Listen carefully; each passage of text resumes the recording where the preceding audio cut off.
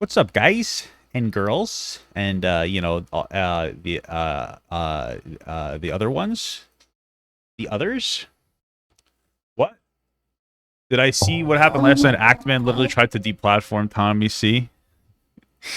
Do you want me to take a look at it? I send it to me. Send it to me. Send it to me. I know what you're talking about. Should I talk about it really quick? I wanted to like stay out of it. I'm assuming we're kind of talking about this whole fiasco here. Is this what we're referring to? I can take a look. I'll take a look at it. Yeah, the Stranger Things song stuck in my head too, man. It's stuck in my head too. What is this? October. H3 versus Keemstar Halloween. This is from 2 years ago. What do you want me to watch that? Average. I was driving my car the other day. Hey! Don't listen. You can re-upload anything you want of my TikToks or whatever, but this is too cringe for me to watch. I can't. How am I gonna watch this cringe? This cringe. I can't watch my own stuff. That's cringe, dude. Yeah, we've seen this a few times already. Oh, that's Wings of Redemption. Oh, okay. I didn't realize that was not me. I thought that was myself, but apparently that was Wings of Redemption. Dude, I had 7-Eleven taquitos today. Pure diarrhea this morning. My stomach is killing me right now. What is this? I remember we were trying to get a replica of some. He bought a $1,200 WoW sword. Equipping his favorite item. Could you imagine actually liking World of Warcraft though? Like, all jokes aside, like to the point where you would buy this, because even World of Warcraft players don't like World of Warcraft. That's the thing. Like, it's just something to suffer through. But these guys actually like it enough to buy a sword. Couldn't be me. Maybe do the Legend of Zelda thing where you pull it out and pull it above your head. No. Okay. I feel like a father who's got his son, an Xbox, and watching him open it up on Christmas. The rune blade of the undead. Wow. No! Did it just break? It was broken already. Oh, Start Wow. crying or something, bro. he does this when he charges up the runes. Who? Arthas Menethil. Alright, this is a little too cringe for me. Virginity unlocked, yeah, for sure. Is his sword already broke? That's terrible. Women might be worse than men. Oh, 100% in the bathrooms, yeah. They're not may, they are. It's bizarre because in private homes, women's bathrooms will usually be cleaner than men's. Yeah, I mean, like, in my house, I destroy the toilet. My wife is usually cleaner. But in public restrooms, disgusting. But not always. In group homes and in public places, I can assure you the women's bathrooms are minging. I'm telling, bro, I've been saying this for years, and every single time I bring up this point, you guys are like, oh, Papa God, you're so wrong. No, it's seriously, if you go into a woman's bathroom, it's like somebody took ketchup and mustard and like some kind of like brown sauce and just sprayed them all over the toilets. It's disgusting. And it's probably because guys just have to stand there and like have somewhat decent accuracy in the toilet. But girls, you know, they do the hover and they just fucking blast. It's true.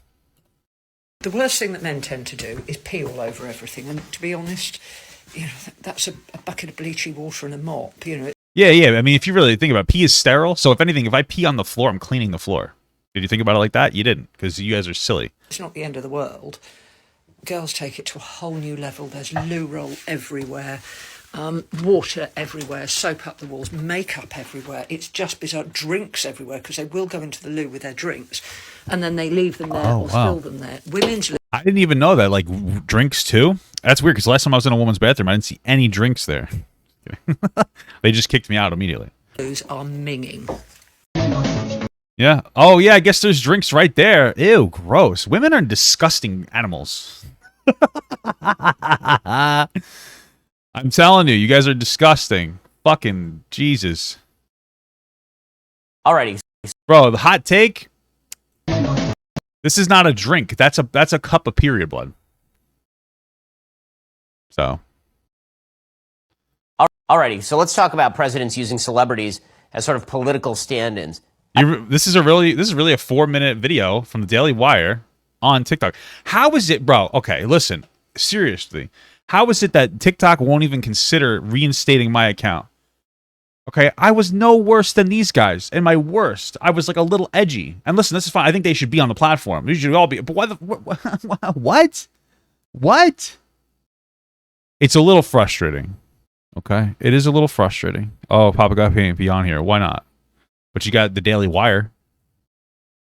You know, and they should be on here, but so should I. It's crazy. I hate this. The Daily Papa Gut. I've hated it for literally ever. There's not a single instance where I think that a president brings in a celebrity and things go amazingly well. So Ronald Reagan, got him. Done. Isn't that like the greatest president? Wasn't he an actor? Ronald Reagan was an actor, right? I mean, if you think all presidents are actually actors, it's the deep state controlling us, guys. But okay. So the most obvious example Trump brought up little pump on stage. Yeah. is Joe Biden recently brought Matthew McConaughey to the White House. All right. Oh, this is gonna be so gross, bro. It's unfortunate because like that was over the Uvalde tragedy, and Matthew McConaughey, it was his hometown, and he went there and he interviewed all the people there, or everybody, you know, all the families that have suffered due to it, and he presented all the information in front of everybody, and it's like, okay, like I get it, it's an actor, but like what do you who? Everybody's done this. I don't know. The biggest problem I have with it is that from what I've seen of Ben so far, and we're gonna watch the rest of this, is that there's never like a okay, I think it's cringe when we have actors presenting information, but also I'm gonna retweet James Woods all the time on Twitter. You know what I mean? Like that's kind of what's going on, but it's less about the actor and it's more about, hey, I don't want to engage in the conversation about gun control ever. That's really what it comes down to. How you doing? For no reason other than that Joe Biden is no longer a sentient human being. I think I'm going to try very much hard to. Nice. It is. And by the way, there's places where I shouldn't be starting off with negotiating in public here, but let me say it this way. Now, I will say this was kind of different in kind. Well, I wanted to hear what he was going to say, Ben. From what you saw during the Trump administration. During Trump, he brought in Kanye, and they had what was one of the most entertaining things to ever happen, where Trump had Kanye in the Oval Office, and suddenly Trump realized that Kanye was like bizarro world version of Trump, and it was super weird. Infinite amounts of universe, and there's alternate universe. So it's very important for me to get Hoover out, because in an alternate universe, I am him. And he's wearing the red hat, and Kanye's a bigger celebrity than Trump, and Trump's kind of sitting here being the rational one, and Kanye's sitting behind the desk being all strange. Good entertainment, not great policy. I was not a fan of criminal justice reform. I don't know why we were taking political cues from Kanye West or Kim Kardashian. That just seems bad. I don't know why being extremely famous means that you know things about things. Just like I don't know why being extremely rich. Well, the idea more than that is like, oh, people think this person's popular, so let's use them as like a vehicle to push something through it. That's why presidents usually will use them. Means that you know things about things. I'm filthy, stinking rich! Like being a great rapper and knowing about criminal justice reform, not the same thing. Oh, Ben, I didn't even think I thought that you didn't like rap. What is this? The Joe Biden Matthew McConaughey thing's a little different because Joe Biden actively cannot hold a conversation with a sentient human being at this point. Best way to get something done, if you hold. Maybe. I think it had just more to do with Matthew McConaughey as his hometown. He got upset about it. Near and dear to you that you like to be able to. Anyway. Give me a second. I gotta. Sorry, my car had like I had to bring my car in. Whatever, no big deal. And it's so annoying. They called right before. They're like, "Hey, this is the charge." I was like, "Okay, whatever." They're like, "Oh, this is the charge." I was like, "Okay, no problem." And then I have like a coverage plan on like my tire, and they didn't use the coverage plan. And they're like, "Oh, well, it was just a nail in the tire." I was like, "Yeah, so what? It's covered. It's free. Why would I pay the $25?" So, whatever. Men are too picky. That's why they can't get a girlfriend. Western male standards are far too high. That's why nobody will date me. Nothing to do with my personality. Dating apps are unfair. Everyone knows having a boyfriend to own is the only source of joy in this life. Men need to be more realistic and submissive, if you ask me. Very true. Yeah, I don't feel like finishing the Ben video. It wasn't interesting. It didn't interest me. I can't do content that's boring as fuck. On a college campus. What is this? There was a talk I gave on a college campus, and after the talk, this young woman stood up, like, "Father Mike, I've been dating this woman for however long, and she makes me more generous. She makes me more patient. She makes me a better person. Hold on a second. Did you just tell me that there was 2 girls dating? Okay, move on. Just kidding. All right. These kind of things. What do you say to that? And I remember I was like, well, actually, everything you described, I want to affirm. Everything. Oh no, I know her. Dude, okay, this is all right. Listen, I'm predicting. Listen, as gay people become more mainstream, religious institutions have to shift around it. Because the reason why people are staying away from religion and becoming less religious is honestly because of how mean they are. Okay, when you have an institution that says that like gay people are less than, a lot of people are like, oh, I have a lot of gay family members or something. I really don't like that, and people are kind of moving away from it. And there's also the whole, the whole child molestation thing. But we don't need to talk about that. That's not a huge problem within an institution that encourages older people to talk to young people privately and not express any of those thoughts to anybody outside or single room. Anyway, so religion, especially like religions in Western society. I'm not even gonna say Western religions. Religions that exist within Western society. They need to kind of like make sure that they don't seem as homophobic as they are. And I'm not trying to be rude, but it's just the reality. So the shift has gone from like gay people are bad to like it's okay to be gay, you just can't act on it.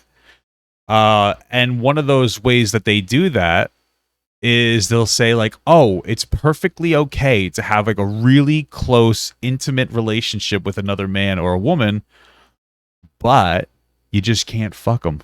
Like that's pretty much, and so I'm guaranteeing you that this is what this is going to be here. And I'm not trying to shit on religion. I grew up very religious. I don't think that people understand this. I grew up very religious. Like my mother was like, we were very religious, and we've shifted away. And I'm like an agnostic now. And I personally feel like the word of God has been used to weaponize, has been used as a weapon. It's for some people to maintain power. But yeah, that's my predictability here.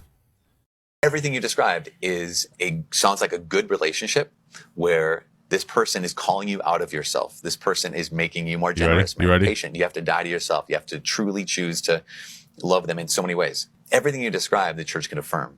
What you haven't described is a genital sexual relationship. See? What did I say? What did I just say? I already knew what was happening. I'm just too smart. I'm too based. What am I based on? I don't know. Based on what? Question mark? Who knows? But I'm based as heck. I'm based as frick. Yes. And that's what the church would say is problematic. So when someone says, but look at all these great things, and say, everything you pointed to, we would say yes. It's this particular expression that we'd say, and at this point is where love stops, and in some way, use creeps in. There was a talk I gave on a college campus, and I'm just so smart, guys. You guys should all give me lots of money. So if you have Amazon Prime, you get a free Prime sub every month. ! Prime in this chat on Twitch allows you to utilize it. So Papa Gut, or ! Sub if you're on mobile. Just kidding. No, but it's fairly predictable. Honestly, it is fairly predictable. All right, oh yeah, okay. Let's talk about this a little bit. There's not a whole lot to say. It's about like the whole Act Man thing. I've been following it. You guys know the other day, like there was a bunch of us, Nicholas Diorio, Augie, me, Keemstar, Mudahar, Act Man, Willie Mack, Willard Mackerton, Bo Blacks popped in late, dick. We all had like a chat and we talked about some of the what people felt were inconsistencies with the situation with Act Man, which there weren't really a lot. He has his receipts. I'll give him that. But listen, and I know a lot of people, and now it's so funny. People now, after I was like explaining what I meant, people are like, "Oh, I understand what you meant now, Papa Gut. That makes so much sense. You're so smart and you're handsome, and we want to kiss you on the lips." But this tweet right here, and I'm not trying to be that guy, but I was right, and I was right from the start. Some personal advice: you're too emotionally involved in the situation to a point where you might end up ending your career. You were right to call out Quantum TV, but you're at a point of self-destruction. My only point there is that what you were doing is right, but you're going a little crazy with the whole joking thing about doxing YouTube members and going crazy, right? And here's where it's kind of boils out. So Nicholas DiOrio kind of has everything listed, but it all stems from here. Basically, I guess J Station made like one of those arcade Craniacs 3 a.m. type videos where he was pretending to call Actman's mom. I watched it. It was like a minute long. And I guess Tommy C watched it or did a video on his channel. And so that's where the sussiness kind of, came from. I know that Tommy C had a private interaction with him. I didn't read it too much. I don't know what's going on. I guess we should look into it. I guess I should do what we call my due diligence. But they had an interaction or an altercation, and I don't exactly know why. Okay, they'll start here. We'll start with Paul Rudd, Ant-Man. This is the perfect place to start. Paul Rudd is a very attractive guy. Wow, we could actually move down and start lower. There's oh my god, why is there these guys are going ballistic. Wow. This is crazy. Wait, this is crazier than I thought it was. When I think about it now, Ackman tried to get QTV kicked off of YouTube legitimately. I mean, QTV intimidated and harassed his family. His ego could not handle that, and he didn't have the power to get him kicked. He then made a risky video and it backfired. I said, true story. That's an interesting interpretation of this event, because I feel like the one thing I would want to say is, dude, I understand why Ackman's so pissed. He lost his money, bro. Like, I got banned off of TikTok. He's experiencing something probably more intense than what I was feeling, because I was able to still fall back on YouTube, which is, I think, a better platform. So, like, the way I would interpret it is, like, hey, the Actman, like, pushed to get Quantum TV, banned. I think it was a fair push, considering, like, the potential ban evasion. We don't know. I mean, since YouTube looked into it, I imagine they must have lifted the ban or something. We can speculate that that's bullshit. But like also, I mean, whatever. But he got called out. He became a social pariah in the commentary community and a lot of the YouTube community. YouTube said, like, we're not going to do anything. This is one of those things where people are going to get upset. People are going to get upset. I think what happened was wrong, but I don't think that it was, World War III wrong. I think it was, like, wrong. I think what he did was wrong. I don't think Quantum TV should do that. I don't know if I would personally say he should get banned. Although I guess Actman did show. I think he showed that some people got their videos terminated or whatever. I don't know. Maybe I'm just not like super emotionally invested into it. Either way, I wouldn't say it like this. I would have just been like, I mean, like, I don't know why be so aggressive about it. I don't know why Tommy C's being so aggressive about it. Why is he going off the rails a little bit?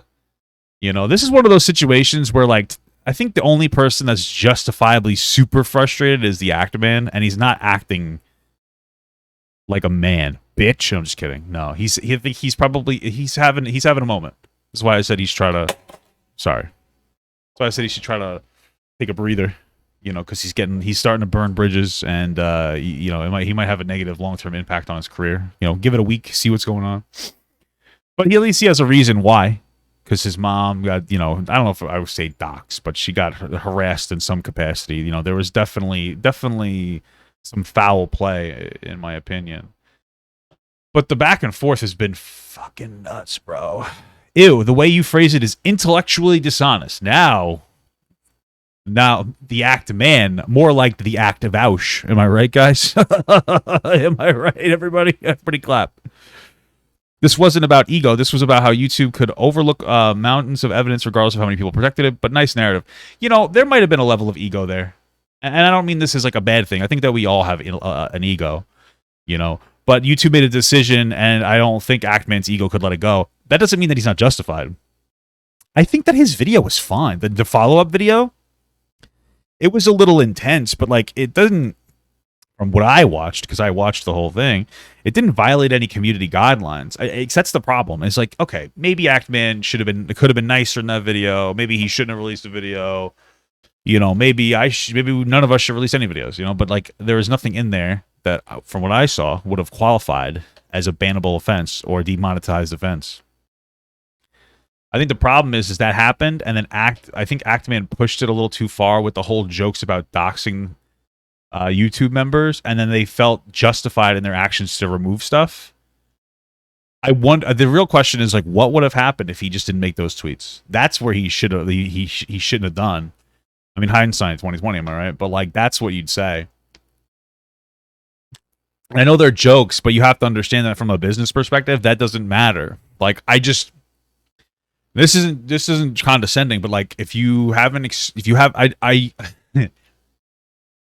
think that YouTube was justified in taking action, I don't think you should demonetize them. Maybe a week ban, but taking action for those tweets that Actman said, I think that maybe you probably haven't worked like a real job, because that's kind of the way the world works. In no job, like if you make a threat of some kind of violence, and I would call doxing some form of violence in some capacity. I know it was a joke. It was clearly a joke. But in any business, it doesn't matter if you work at Walmart, 7-Eleven, Taco Bell. I'm just listing places I eat food right now. What's a place I don't eat food? Kohl's? I'm sure there's food there. If you do any type of like threat of violence in these places, even if it's a joke, they'll take action. It's just what happens. They're not gonna fuck around, because if it's just a normal standard policy. Arby's, yeah, the local pizza place, Chili's, Friendlies. I don't know. Anyway, so what did he say? He made a joking tweet about how he's going to start a new series where he docks YouTube members. It was a joke, but like I can understand why they feel like they need to act. So this kind of goes off. I don't really know Tommy C. I don't know why he's being such a sussy baka here and why he's being so antagonistic of the Actman. Personally, I don't really know why he's doing that. Even if you disagree, I just think that Actman has more of a reason to be pissed. But okay. Oh, I'm sorry. So this was a response to I guess to that. How does Twitter work? Oh, sorry. I forgot. I think you forgot to tell me why this statement is intellectually dishonest. His ego could not handle that he didn't have the power to get him kicked. I knew you would. I guess this is just like a back and forth. The smoking gun you are looking for. The smoking gun that you're looking for, Clear's Quantum TV, doesn't exist. If into the archives you search, only pain you will find. Okay, Actman, listen. I know you're a Star Wars fan, but holy fuck. Holy Jesus, cringe. Am I right? Let's see. Explain my dishonesty. Bet you can't. How can my opinion be dishonest? This is my take. You can disagree, but what is dishonest about it? Thank you for proving my point. You can't take criticism. You dealt with it like a child and deserve to lose, and you will. I don't know, man. Listen. I don't know if I'd say that he's dealing with it like a child. I think he's dealing with it poorly. But I don't know, bro. Like, I grew up in a way where it's like the only thing, like, don't fuck with a man when it comes to his money, and when it comes to like his like wife, or his kids. So I feel like he's pissed because he's fucking with his money. That's your whole way of life. So I think, like, again, we could all act better when we're angry. I'm sure the way that Actman feels is probably constant frustration. There's probably very broken sleep. It's not easy to just be like, stress will really fuck you up. So I could see why he's getting all pissed. That's why my advice was to try to relax a little bit. But I burped. For the most part, though, this is just a petty back and forth. Eventually, some tweets were released. No, I don't want. I guess this is from Tommy C. No, I don't want to talk to you in private because I saw you were contradicting yourself with both Augie and Willie. Is that the conversation we had, or is that a different one? You have also been dishonest with me by putting me and others in Quantum TV's camp and pointing your bad moves. This is true intellectual dishonesty. Why is everybody calling each other dumb? Jesus Christ. Having an opinion about how bad you fucked yourself up is not. I don't trust you. You seem to shift gears depending on who you talk to. I have no reason to think. I haven't picked that up. I have no reason to think you will not do the same with me in private. To make it short, I don't need to defend myself from your allegation that I'm trying to blow the lid off of this story in Quantum TV's favor. You have already made that clear. Any call would be a waste our time. I deal with this the way I always. Best of luck. Sorry about your channel, honestly. Thought you were made of sterner stuff, says the Act Man. Oh well. Stick to the conspiracy theories. Continue being a contrarian for the sake of it. Proves my point that it's a waste of time. Okay. So this all kind of blows up. All this shit is kind of fucking irrelevant. So apparently this video is released by J Station. I guess Tommy C reacted to it or something. And I don't know J Station too much. He's banned off of YouTube.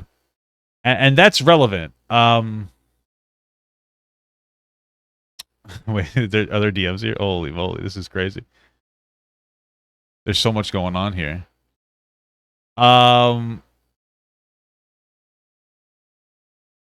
What is going on here? This is from the Act Man. Well, I try to be reasonable. Hope you at least understand my emotional position I have been in. I'm sure you think I sent these messages to you for malice and drama, but the answer is no, and I do apologize. If I lumped you with the quantum unfairly, and or if you felt I did, truly was not my intention. My intention all along has been to share the truth. I'm willing to send whatever evidence you request. You and I both know your intentions are true.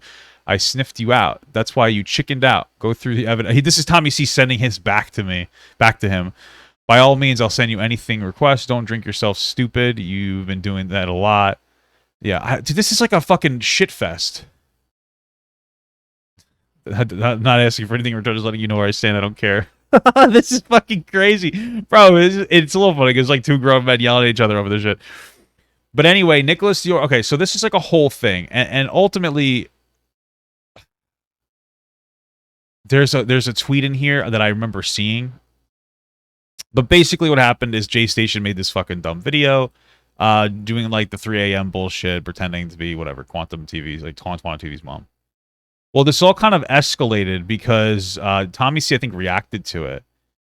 And the Act Man got a little bit irritated. And I'm looking for the DM now. Because I don't know how this dude, I'm so stupid when it comes to this shit. Fuck, where is it? What I was going to say, I'm like really bad with this. But basically, what had happened is Tommy C was like, I think legitimately trying to... Tommy C was trying to put, or excuse me, listen, let's boil it down. There's a DM in here, a tweet in here, where, oh, it's right here. I'm literally in front of my face. The Act Man said, oh boy, Tommy C's about to get a strike if I have anything to say about it. So now the Act Man's talking about how he's going to like DMCA Tommy C for showing this video. And like, we could argue that, yeah, okay, I guess J Station's not supposed to be on YouTube or whatever. Although I think Keemstar was saying that that's bullshit. I don't even know. That was like the other day. It was completely irrelevant to this. But like... It's getting, we're getting petty now. It's getting a little petty. And this is what I'm saying, man. I know, this is just what I'm saying. I know he didn't apologize, or maybe he did, but he basically just said like, oh, I've calmed down now. It's time to play video games. Yeah, here it is. I've calmed down. Video games, that is all. Listen, man. I'm just saying. You're not helping yourself. All right? You're giving yourself... J Station faked his girlfriend's death for views. I'm going to actually kill my wife for views. How's that sound? I'm just kidding. It's a joke! Until it's not. I'm just kidding.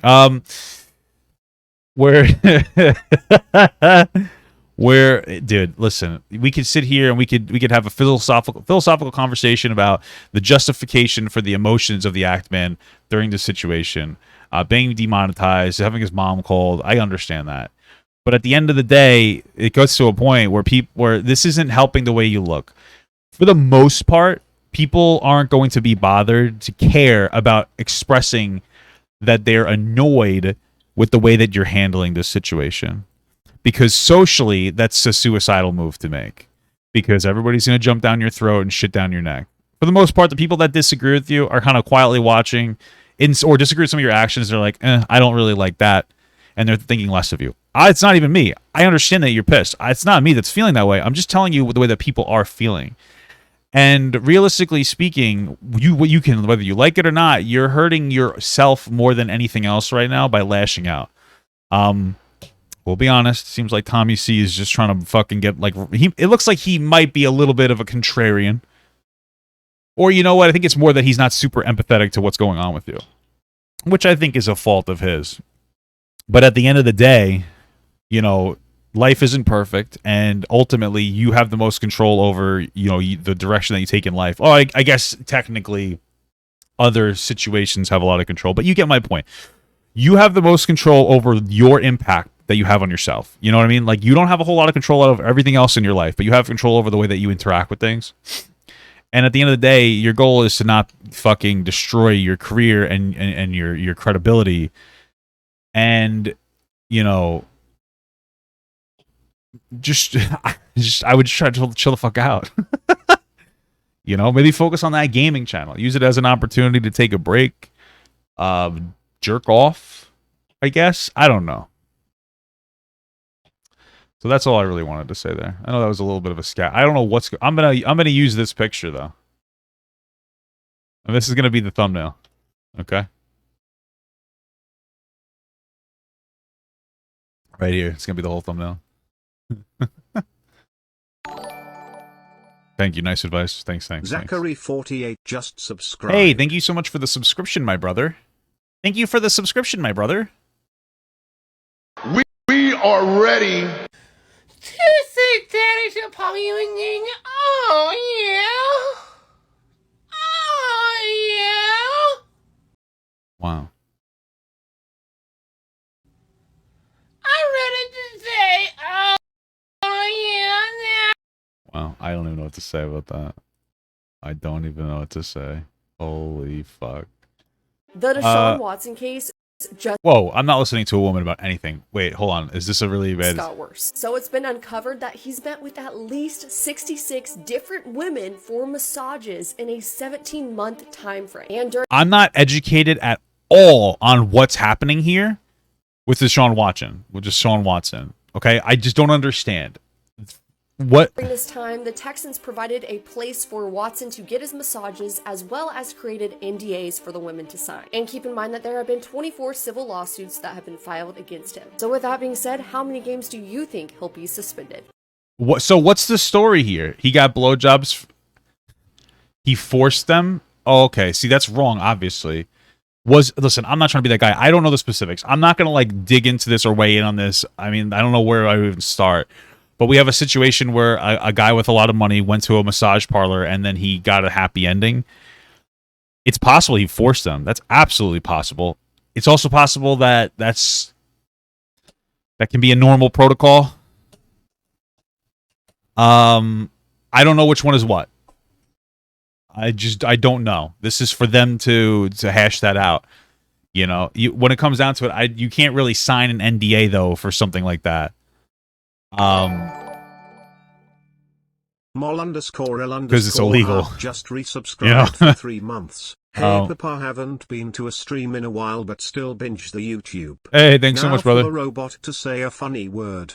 Boobies. Very nice, very appropriate for this segment. He would force women for sexual acts when they were only there for massages. See, that's the thing is like I just listen. This is one of those problems where like this is for the courts to decide. Is there video proof of it?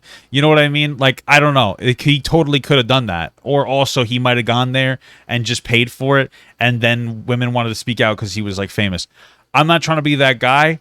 I don't know the specifics. I don't know what's going on here. And it's really not for... Like, there's no way, unless there's, like, video proof, there's nothing that we could possibly do or say to weigh in on this. This truly is a situation between him and lawyers and all these women that raised, like, a class action lawsuit against him. Because, like, there's no... What are we supposed to speculate on? You know? What are we supposed to speculate on? You know, like, these... I know that people are like, well, a lot of women came forward. Yeah, for sure. I don't know. I don't know. Yeah, no, we don't know exactly what happened. You know, it's totally possible. It's possible that he actually like forced them to do it and gave them money and then said like, I don't care. Here's money. I don't care. You're doing this now. It's totally possible. It's also possible that they did it willingly and then afterwards they, you know, a couple of them, they were like, hey, you know what? He forced me to do it. And then now they raise a class action lawsuit because they can jump in on it, you know, financially. I don't really know. I don't know. It's all speculative, and it's I don't think it's fair to like. I'm not gonna like weigh in on this. And again, if you could prove me wrong, then like that's totally fine. But like, it seems like kind of up in the air. You keep telling me give me a pepino review. Not gonna happen. You keep asking for a nalgas review. Not gonna happen. And stop telling me if you could braid my culito hairs. Because first of all, I don't have no culito hairs. I don't know anything that he just said. It's like he was speaking a different language. Like, you know, come on. An e-girl summoning her abortions when I disagree with her online. Wow. Incredible. Incredible. Cozy Feet just resubscribed for 2 months. Thanks for the reset, brother. Hard for 2 months straight. Now that's inappropriate. All right. I think a culo is your butthole, right? What's an e-girl? I think it is an electronic girl. Culito. You like that? They used to call me Papa Noel at work. The Hispanic guys. They'd say, "Hey, Papa Noel!" And then I would say, "Como se llama?" Is that what's your name? Like K-pasta is like, "How are you?" But we would never say that. We would always just say, "Como se llama?" Hey, what's your name? Every day. That's it. We would just say that. That's fat phobic. Who cares? It was funny. Like, I don't give a shit, Papa Noel. I didn't care. Como te llama? Yeah. That's what we yell. Como te llama?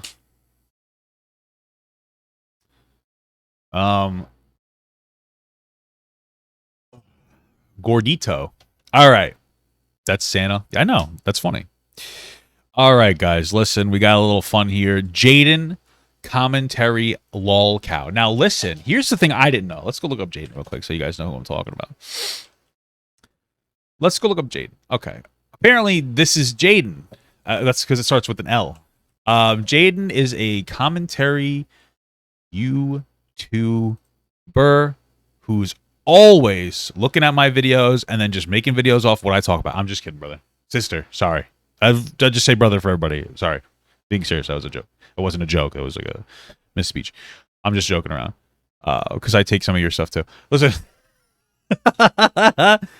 No, but all jokes aside, they're a YouTuber. They are trans. That's only relevant because, like, I believe this video has a level of conversation to have around that.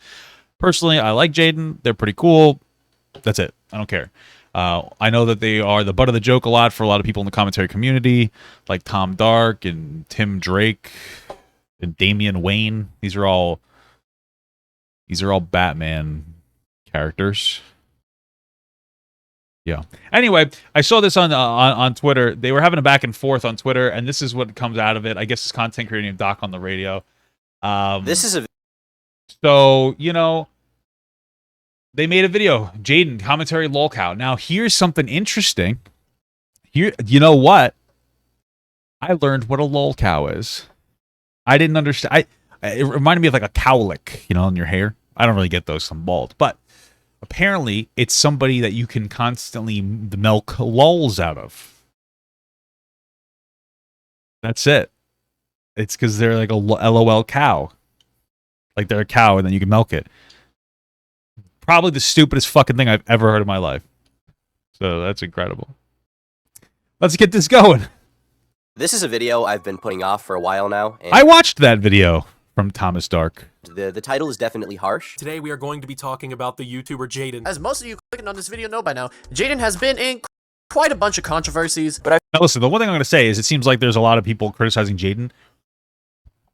That could be true.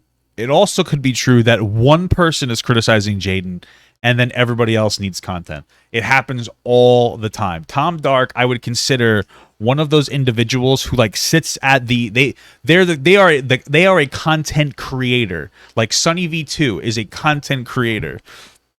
A lot of other commentary channels that are similar to that, they're not so much content creators. Is that they're content repackagers. And I'm not even criticizing it because I think we all engage in that to some capacity. You know, somebody will see like a hot story here, and then that'll work its way around the community, blah, blah, blah, blah, blah, blah. You get the point. But in this case, like this seems to be kind of like a thing where it's like, you know, people are like, oh, oh, Jelly Bean? Oh my God, one person called them out. And then it was Armageddon. Content regurgitators. And listen, I don't want you to think that me saying that means that you should stop doing it.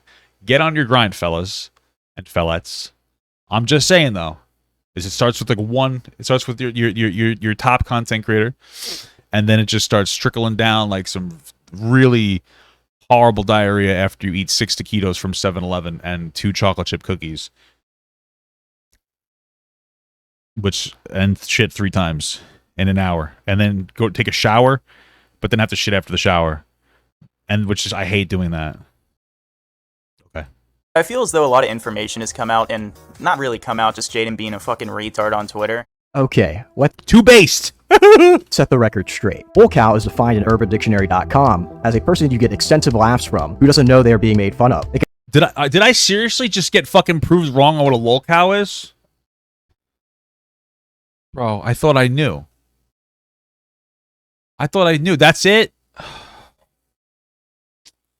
Whatever, bro. They often think they are admired for what they are doing, but secretly are being laughed at constantly. Today we'll be I thought it was somebody you milk laughs from, dude. Did somebody lead me in the wrong direction? Whatever. I don't need to be right. I'm fucking 32. I don't have to be right about anything. I can just, oh, it's just some old idiot. No, that's how people will perceive me. So whatever. Discussing the commentary Lolcow, Jadyn, also known as Jalen. Now you might have heard of Jadyn from the numerous rant videos that have been made on this person. There's so many videos about Jadyn that if you look up Jadyn rant in the YouTube search bar, you can keep scrolling and scrolling and scrolling. And there's a reason for this. Simply, hey, listen, you guys better be thanking Jadyn then, because it gives you guys something to talk about. But Jadyn can't stay out of drama. Although much of the commentary community has criticized Jadyn for this kind of behavior, it seems like she hasn't learned to stay out of trouble. I'm going to show you why she hasn't learned a damn thing at all. There's a lot of reasons for this. I think that generally speaking, as a content creator gets larger, there's more of an incentive for people to criticize them, especially smaller channels that don't really have to face the same level of accountability. Which I know sounds weird, but like when you're a smaller creator, people don't really give a fuck about what you're saying. As you get bigger, people care more. And I'm not even a big creator on here other than my morbid obesity. But like, again, on TikTok, like back in the day, you could say some absolutely fucking insane dumb shit if you had small followers. And you have large followers, people start to pay attention. So that's part of it. There's going to be a little bit more stress when it comes to that. And then, listen, there's also part of the commentary community. There's also why the fuck is my chat full of people talk? Why are my Wings of Redemption today? I know I look like him, but I'm wearing a gray shirt. This motherfucker doesn't wear a gray shirt. Shut the fuck up. God damn it. Why are you doing this to me? Why are you doing this to me? I can't take it anymore. I can't take it. All right. Anyway. What was I talking about? You get my point. Jadyn's part of the commentary community. It's a bit toxic, and it's the commentary community is what you would consider based, derogatory. So they'll make a lot of jokes, and I'm sure Jadyn being trans is a factor in this. There are 3 main points I want to emphasize during this video. 1, Jadyn doesn't think before they speak, letting them to do stupid things. 2, Jadyn has a double standard that applies to anyone that disagrees with them. And 3, Jadyn is a massive hypocrite. All right. Well, that is what this number 2 and 3 are effectively the same thing. Isn't that being a hypocrite and having double standards? Isn't that like the same? Whatever. Let's take a deep dive. On June 3rd, 2022, Jadyn made a Twitter post regarding transphobia taking place in a... This shit isn't okay. The commentary community has been dogpiling this person for days. They eventually had a mental breakdown and people made fun of him. Yeah, I heard of that story. It was like somebody without even a channel, and they were being a little cringe, and the commentary community bullied them. I believe that 100%. But commentary community Discord server known as Clipped Live. This shit isn't okay. The commentary community has been dogpiling this person for days. They eventually had a mental breakdown, and people made fun of them. Yes, he's troubling online. Yes, he has problems, but people in this Discord server made fun of his weight, told him to 41%, so he thought everyone was against him and had a mental breakdown, instead of chilling out and said people did entire streams shitting on him. Now, at first glance, you might not have a problem with a tweet like this. It's just Jadyn calling out transphobia in the commentary community, right? Well, if we examine the screenshots of the alleged dogpiling that the community was partaking in, Jadyn only provides 3 screenshots of what appears to be a singular individual from the Discord server was partaking in. Jadyn only... Okay. No word grooming. Well, okay. So the argument here I keep calling Jadyn he? No, I don't. I keep saying she, don't I? If I keep saying he, I'm sorry. That's my fucking bad. Jadyn. Okay, so, okay, hold on. He provides 3 screenshots of what appears to be a singular individual from the Discord server being transphobic. Okay, so, all right, first of all, so this is a meme of a trans person hanging themselves. I could already tell. I could tell by it. That's okay. Listen, we don't have a whole lot of context here. I don't think it's unreasonable to assume that they're probably being transphobic, because as I look here, what I'm seeing here is like down here is a small commentary community Lolcow. It sounds like they're calling this person Lolcow, which would be the trans person here. I don't think that this like apps. I mean, like, listen, you can call it into question. I don't think this proves that Jadyn is being incorrect. Provides, I think, 3 screenshots of what appears to be I blocked you because you're playing to hurt me. Okay. a singular individual from the Then you have 5 people who voted on this, so it's not just like one person. So Discord server being transphobic. RFC, one of the owners of the Clip Live server, quote tweeted Jadyn saying, "Jadyn, you actively contributed to shitting on this person too, at their lowest well, there you go. That would be the problem. Moment. Now today you are suddenly morally grandstanding while making it out like the entire community is responsible for one guy in a Discord server of 1,000 people who was banned for the record." Augie then provided a screenshot. Well, it's a good thing that they banned him. Okay. Of Jadyn saying, "Trans people don't shower." Jadyn responds to this by saying, "Actually, that tweet was referring to this, LMAO," showing okay. Dude, what is happening here? This is the most insane drama ever. A meme. Augie replies by saying, "Even if that's the case, your tweet is still completely pointless considering the person was banned long before you made it. I'm going to expect you to call out every other server for having a bad member in it too, but I doubt you will." Okay, so it sounds like Augie took it personally because it was his server and he took care of the guy. It doesn't mean that that person didn't have a negative impact on the other person, but okay. Couple takeaways from this interaction. Jadyn was attempting to paint Augie RFC's entire Discord community as transphobic, while only providing screenshots of one member who was promptly banned making such remarks. As you can probably tell, this is incredibly dishonest behavior on Jadyn's part. Let's move on to something a little bit. I guess so. I don't know. It still feels like somewhat unclear. It seems like some people were bullying the trans person. Apparently, the bullying you're referring to from Jadyn was saying that people don't shower. I don't really know. I mean, bro, it's just, it's such petty fucking drama, honestly. Bit spicier. On June 9, 2022, Bexium Swift, a commentary channel, was responding to drama involving a video of him providing oral sex to his girlfriend. Yeah, I'm not making this up. Bex made a tweet with his final statement on the matter. Wow, people think I'm... And Aiden Projects... Let me see, I'm going to read it. I'm assuming he doesn't. People think I'm clutching at straws when the whole point I was making is that I never put the NSFW content I made with my partner into this community.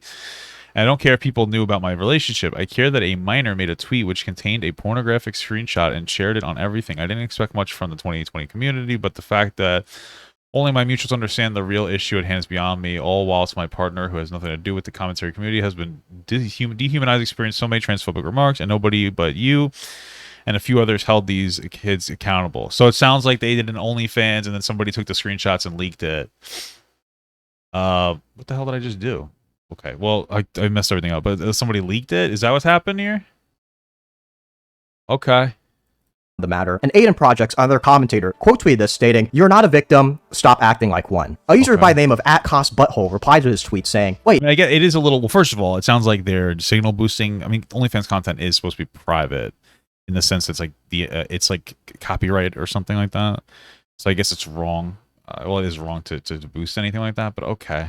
Isn't this the guy who had a video of him sucking his girlfriend's dick? Why is he acting like he's a victim? He's kind of gay, that's all. Jadyn now replies to Cost Butthole's tweet by saying, "Imagine being transphobic."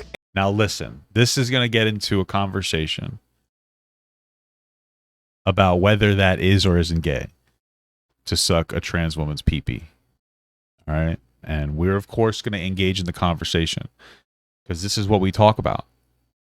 Now, you could all have your personal opinions. My opinion here is that trans women are women, but sucking a pee-pee is gay regardless of whose pee-pee it is. A little bit. Okay? If you suck a trans woman's pee-pee, sucking the pee-pee part is gay, but it's less gay because it's a woman's pee-pee. All right? So it's like there's a few percentiles of gayness. But I think who cares? Who cares? You know, that's where I come from. Who cares about labels, gay, straight, whatever? I mean, really, who cares? Who cares? Okay? Now, here's the thing. it's even gayer to suck a dildo, a strap-on, that a woman has on. And I'm going to explain to you why. When you're sucking when you're engaging in fellatio of a trans woman's wee-wee, it may be a wee-wee, but you're still satisfying a woman, and you're getting off to the thought of that. When you're licking a fake phallus, like a strap-on. Okay, now really follow me here. You're only doing it for yourself. It's more gay. So, I'm just letting you know. Just letting you know. Anyway. Aiden replies to Jadyn by asking, where is the transphobia? A user named Hannah I would say this is probably not a conversation to have in like a public place necessarily, but okay. Animal replies to Aiden with a deleted response from Jadyn that reads, looking through this person's profile, they are clearly far right. It's not hard to see the transphobia in their statement. Let's see. Feds, when they see nobody wants to vote blue this midterm. What? You know what's been happening the past few weeks? What? Oh, they're saying that the federal government shooting people that doesn't want to vote Democrat? Oh, okay. Jadyn provides a tweet from 9 days ago of Cost Butthole saying, you know what's been happening the past few weeks. Well, this looks like somebody who's probably engaged in politics. Oh, it's probably. I mean, they're kids, so they probably don't know dick about shit, but... So according to Jadyn, because this Cost Butthole person posted a tweet with a meme about the midterm elections, they are clearly far right, and because they are far right, their initial statement about Vexium Swift has to have been transphobic. Big yikes. Jadyn responds to Hannah Animal, saying, touch some fucking grass, Jesus Christ. Hannah responds, if you didn't delete tweets, we need to put that out there for context of my previous reply. It's not okay falsely labeling someone as a transphobic. Jadyn replies, it's not false though. Hannah Animal responds, do you really believe that person hates trans people? Jadyn says, I believe that they are bigoted. Yes. Clearly they think being with the trans... Oh, it's saying that shootings will make people vote blue. Oh, okay. Okay, that makes sense. That's fucked up. All right, that's actually more fucked up. All right, so what you said, that actually makes a lot of sense. Listen, I think that we overprescribe. I think we use the term far right and alt right for like everything nowadays, and I think part of it's just like a weird moral argument. But I do think it's reasonable if you're somebody who, I mean, I know it's like a joke, but if you're somebody who believes that like mass shootings are happening to pull more people to vote Democrat, then you're engaged in like a conspiracy theory. You're kind of lost in the sauce. Fuck, man. So I wouldn't fault Jadyn for saying they're all right.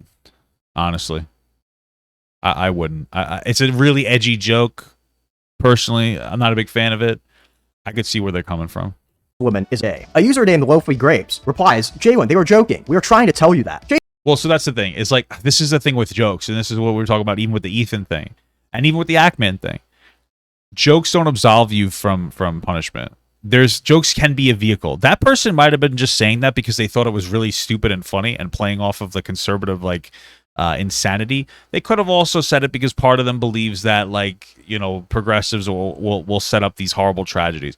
It's impossible to like know. I think that's the part about jokes that makes it, you know, so difficult. You don't know exactly their intention. So the fact that it's a joke is irrelevant.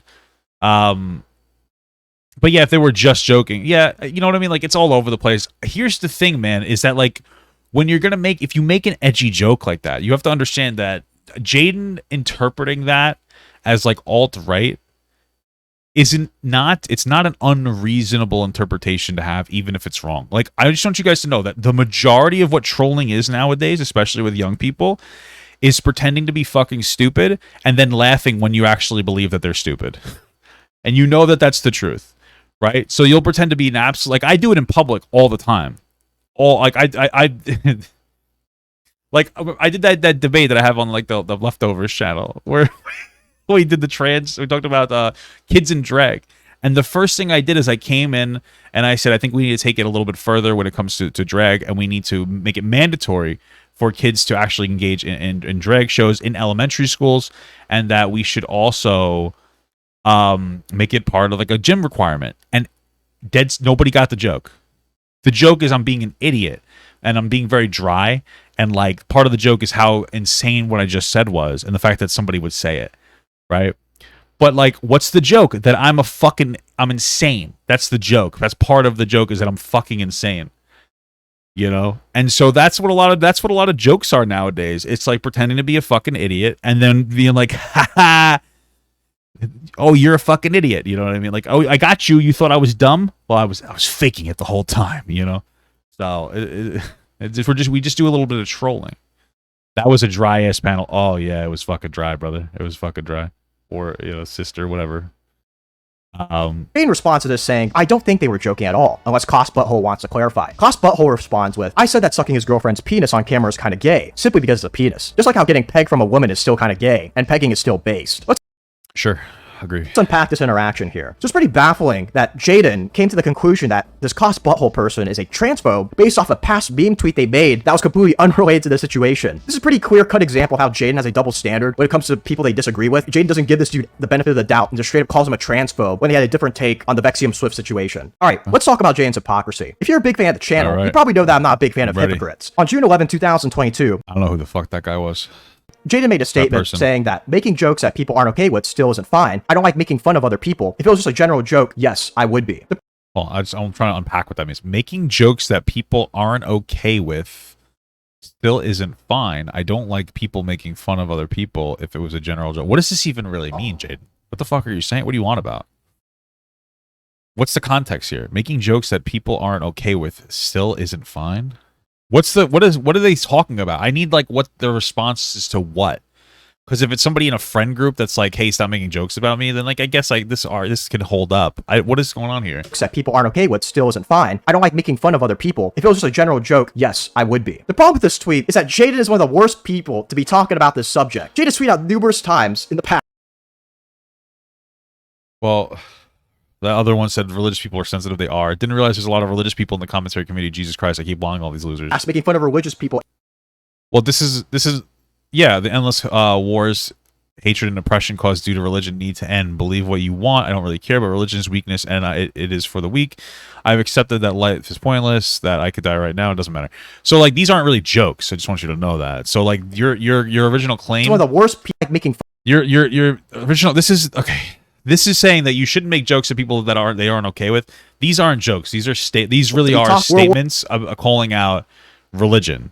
And I could see why Jadyn, a trans person, would be pretty invested in not being particularly fond of religion, because religion is very exclusionary of trans people and gay people,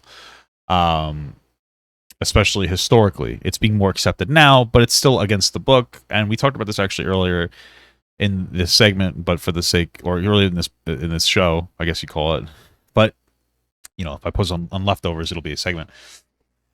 That's religion in the West, regardless of the religion, is becoming more accepting of gay people because of the sphere that the religion exists in, but it's still something that's looked down upon. And at best, religious people will say it's okay if you have these feelings, but it's not okay if you act on them.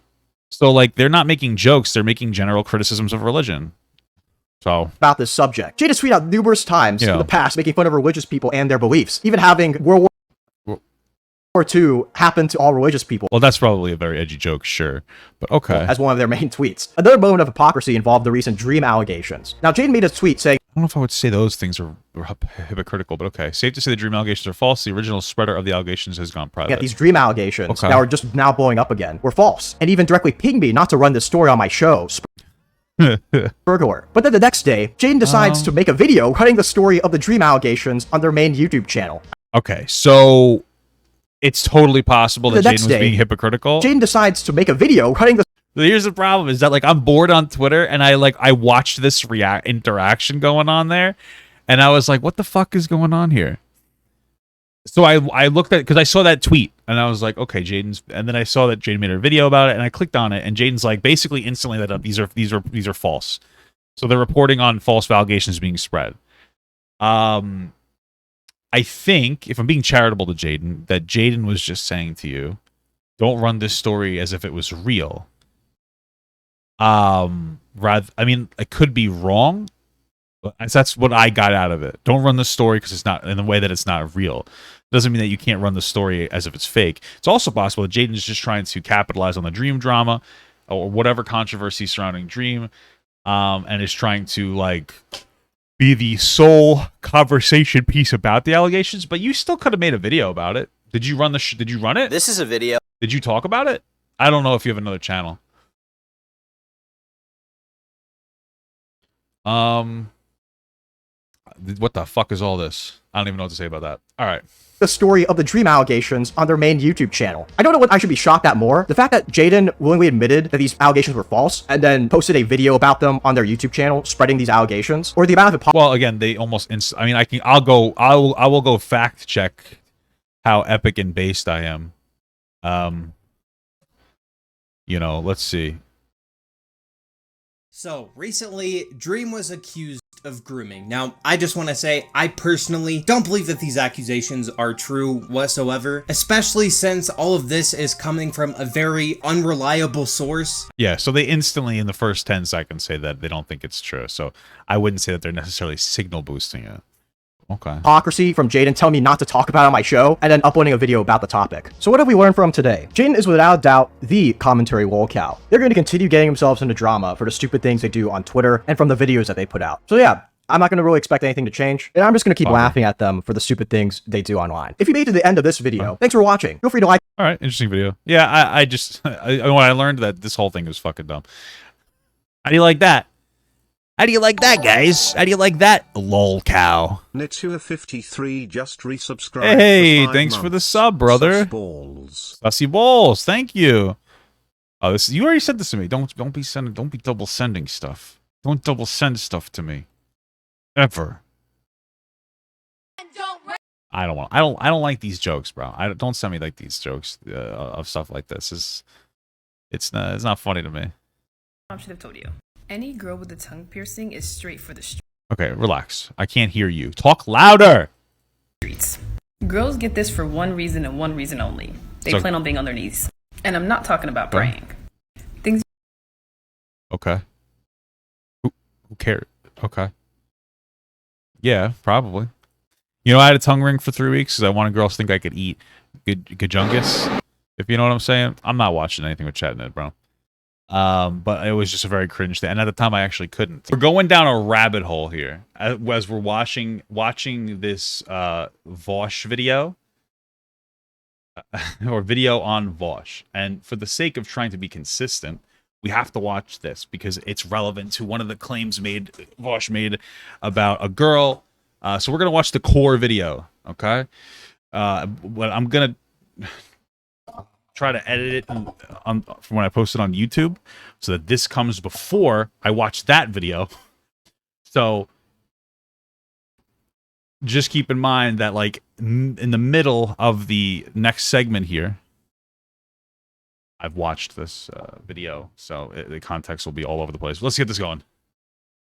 All right, so this is called, this is the MeToo movement. Has the MeToo movement gone too far from Middle Ground? And it's from Jubilee. He sexually assaulted me. He did something. And then it's he said, she said, and I lose my job. I lose my income. I can no longer support my boys. That does not happen. It absolutely... I mean, it could happen. For sure. I mean, let's just say H3 tried to do that. Like, literally just tried to do that to Fresh and Fit. So, let's... Now, this is, 2 years later, but still. Absolutely happen. It can happen. I mean, you should still take claims seriously, but, obviously you need proof. Okay. If you're on any kind of social media, I am sure you've seen the hashtag MeToo. I mean, like, people talking about the Johnny Depp just won a defamation case, so it apparently happened to him as well. So we're kind of all over the place. Women are using 2 words on social media to identify themselves as survivors of sexual harassment and assault. If I were to say Me Too, what's the first thing that comes to mind? Good intentions, bad ramifications. When I hear the term Me Too, I think of some people that have been rightfully taken down. I also think of some people that have been wrongfully canceled. A lot of men are confused about what it really means, and they take it as sort of like an anti-men thing or like an attack on men when it's really definitely not. I think that not enough people get the alternative perspective on issues like Me Too, which they seem to think is pretty radical, and I don't necessarily think we're that radical. I guess I'm hoping for understanding as to what anti-Me Too means. We have this moment where one of the biggest predators that was named in Me Too from the beginning will face trial. So I think it's inevitable that there will be another... I think what happens is like a reaction from like women or survivors not getting believed in any capacity, and now we're almost being over-affirming in some cases. where it's like instead of like take all these claims credibly, to just believe everybody, and that went a little crazy. I think we've kind of like circled back to a more reasonable spot now, but Big I think it was Blair energy White. around Yeah. this. Okay. Hi guys, I'm Justin. I'm 21 and I'm majored in sociology. My name is Lame. Sydney. I'm an American-Australian YouTuber and political commentator. I'm Avi. I'm a creative and a community designer. Hi, my name's Chelsea. I'm a community organizer and activist. Hi, my name is Dave Sussman. I am a co-host at America's Voice Live and America's Sussman. Voice News, and I have a television show called Whiskey Politics. What was that called? Hi, my name is Dave Sussman. I am a co-host at America's Voice Live and America's Voice News, and I have America's Voice Live, a television show called Whiskey Politics. Very My name is Blair White. I'm a YouTuber. I also do social and political commentary. So can I get my pro-Me Too group over here on the left and my anti back there on the right? Okay. The Me Too movement is a witch hunt. I don't think it's a witch hunt. I an attempt to find and punish people for whose opinions are not popular. I mean, it could be used as that, I guess, sometimes. I think it's, I already said what I think it is. I think that it's a reaction to people not taking Survivor seriously, and it probably went a little too far for a bit, but it seems to circle back around now. Yeah, I feel like every good intention in the world in the beginning, but I feel like it's spiraled a bit, and there's been some people that have been sort of wrongfully canceled, as we say. Aziz Ansari comes to mind, who was canceled for not basically reading the mind of the woman who withdrew consent after having sex with him. I feel like people shouldn't I don't know enough about that situation. be collateral damage, and rape accusations really destroy someone's life. It's a paradigm now where you have men as the universal perpetrator and women as the universal victim. That's for me what it's become. And I just think it's hugely problematic. And I mean, how can you vilify like half the population? Men are not even allowed to be a part of this dialogue. A lot of men are abused in corporations. So it isn't just about women, it is about the abuse of power. Can I have my disagreeers come join the conversation? Wouldn't you agree then? Okay, I don't know. I have a big issue with the term witch hunt. It feels like a very convenient political term to sort of distance ourselves from what's really happening in the Me Too movement. So what would you term it as then? I think it's a movement to examine the power structures and the very real ways that people are falling victim to predation that is upheld by a criminal justice system that allows it to continue to be the case. But I think that there is a similarity when you consider the fact that many people who support the hashtag and the movement, they really do set aside due process, which is really what happened to women during the actual witch hunts. I think that a lot of times when you see hashtags like believe all women, and there's no nuance, and that just has to be the case. But when we get into Well, the thing is that you're not here with a nuanced perspective of like, hey, I wish there was more nuance because it would be more about listening to all potential survivors. But instead, you're having a complete reaction to it, calling it a witch hunt. So it's not you're criticizing them for lack of nuance while not having nuance. you're not saying believe some women, or you're not saying not all men, that we're not really getting at the core of the issue, which is the abuse. And it's not saying like men are all bad or anything like that, but it is saying that maybe we should examine the people who are in power, and since most of those people in power are men, then perhaps we should examine just like the way it should be. Like just kidding. Just kidding. I think there's definitely a space for discussing sexual assault, sexual harassment, and I think that's awesome to bring it to light. But I think that it's become pretty toxic as a general topic because I think it's become something that's more about vilifying men than necessarily helping people. Our justice system does not handle assault cases appropriately and fairly. Probably, yeah. My understanding is that there's a ton of backlog, like rape kits that aren't tested. I think that there's a lot of like kind of the in-between situations that aren't taken as seriously. A lot of like, well, were you drunk, or were you guys on a date? Like date rape. It's like, well, you did go on a date with them. You know what I mean? Like, well, yeah.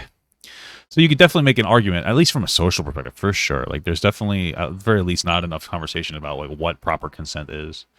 But part of that has to do with the fact that we're engaging a lot in hookup culture now too. So it makes it a lot really difficult to explore the boundaries of of another person while having sex instead of talking to the person, getting to know them, and then having sex, and can make it a little bit frustrating and difficult.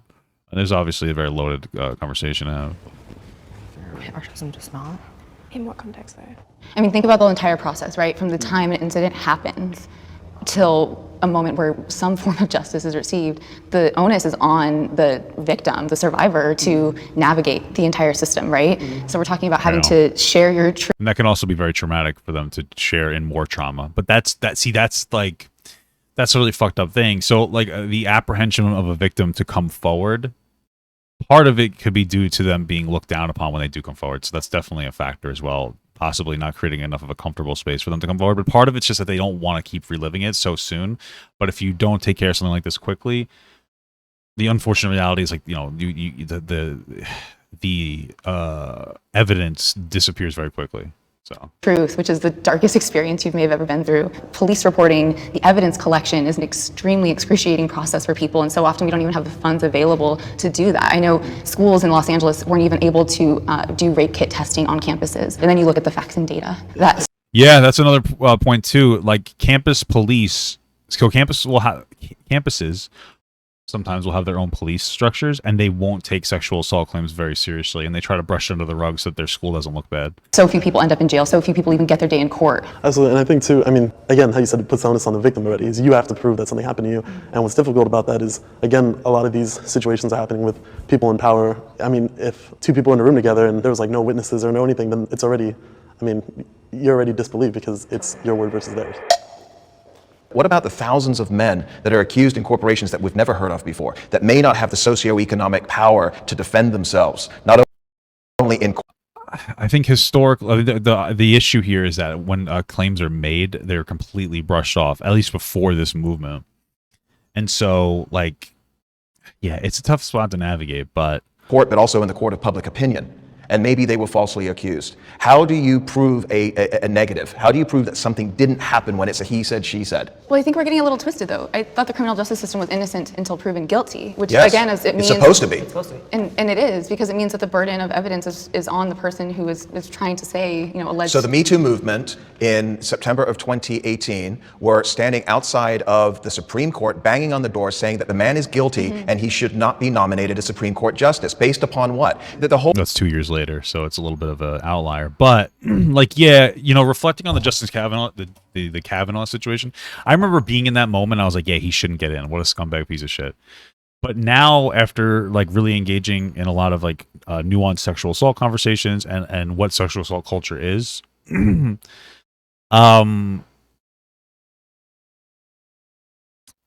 what it boils down to at worst is like a really shitty situation where a guy and a girl went to a party separately, and then they were both drinking, and then like he tried to have sex with her and he was too aggressive and she said stop, and then he did stop. And it's like really fucked up because it's sad, and you could definitely argue like some issue there. You know, but I don't think that he's fundamentally a fucking predator. Hey, I appreciate that. Thank you, somebody. So I don't know. It is such a he said, she said. So whole Fourth, Fifth, and Sixth Amendments were completely ignored on that. No due process whatsoever. So I would love to have Brett Kavanaugh have a day in court. And that hasn't happened, right? Because there was no proof provided. So then he's innocent. So what are you protecting? He's innocent then, right? But then why did half of the population of the United States, mostly on the left, including their complicit media, make it sound like that this man was the devil incarnate? And they believed it, period. No nuance, no True. evidence. Believe all women. Exactly. What I'm hearing is, oh, well, it ruins lives. And he is on the Supreme Court currently. And what I'm not hearing you guys talk about is like the death threats that Christine Blasey Ford received after that. What about his family? They would have received death threats. No, but you guys are talking about him. You're not talking about her. Well, their argument would be like, well, she had no evidence coming forward, but she seems credible. I just don't think, like, unfortunately, there's no substantiated evidence here. So, why Italian? No. To me, I just think there's this assumption that, oh, you can't disprove a negative, but really it's easier to say that this woman is coming forward or this man is coming forward because they want to get ahead in their career than it is to say that this person who we've trusted in our company, this person who we trusted in this industry has been abusing that power for years. How is it that all of these women are all of a sudden just coming forward? Maybe they're coming forward now because there is a space, and maybe because of the nature of trauma, they are just now really kind of like addressing what had happened to them. I'm a rape victim. I was raped at That's fair. Like they're feeling comfortable enough to come forward now. Sure. 18. I understand that you don't really come to terms with that sometimes until like a while later. Like I wasn't able to like really be like say the words I was raped until I was probably 23, 24, which is like 5 years after. Yeah. The harsh reality is if you don't seek justice immediately, you don't get a rape kit, and you come forward 20 years later, there's not really going to be much of a case for you. So you'd think that Blair would be more empathetic considering her like her traumatic experience, because the way that she's framing it's like, hey, I was assaulted. And I believe her. I'm not saying I don't, but they do. And then like it took me like 5 years to come forward, and it's like, I don't know. It feels almost like a justifier more than like a, yeah, you know, I understand it kind of a thing. But like I said before, where you get sexually assaulted, and then a lot of times, you know, you don't want to be in the public light, and then like that, like sometimes you don't even really realize you were sexually assaulted until years later because it's such an intimate, fucked up scenario. But of course, you have to come forward instantly. And that's the unfortunate part about it. But now people are feeling comfortable to coming forward, saying it. So I think what's really important is that, yes, like supporting people who come forward with these accusations, but also teaching people of any gender that when something like that happens to you, you have to immediately seek help. That's fair, sure. It's just To me, tough. it's like revolutionary in the sense of giving power and voice to people who are kind of told to be silent because it's more comfortable for society and for predators who may be in powerful positions. I fear false accusations. Yeah, I think a lot of guys especially fear false accusations. I mean, there is a reality of shitty people utilizing like this MeToo movement to try to take somebody down. Like it does happen. People do this shit. It's like it's bad people. Again, we'll reference the H3. The person came on, and then he's like, "Oh, it sounds like he assaulted you." Like that whole fucking thing. It's like people do it to try to ruin people's career, and most of the time it will be men, because like hot take, men are usually ones who sexually assault people. So for the most part, these allegations are made against men, right? But yeah, I mean, who doesn't fear a fake accusation? Every once in a while, because I'm married now, so I don't have to worry. But you know, it happens.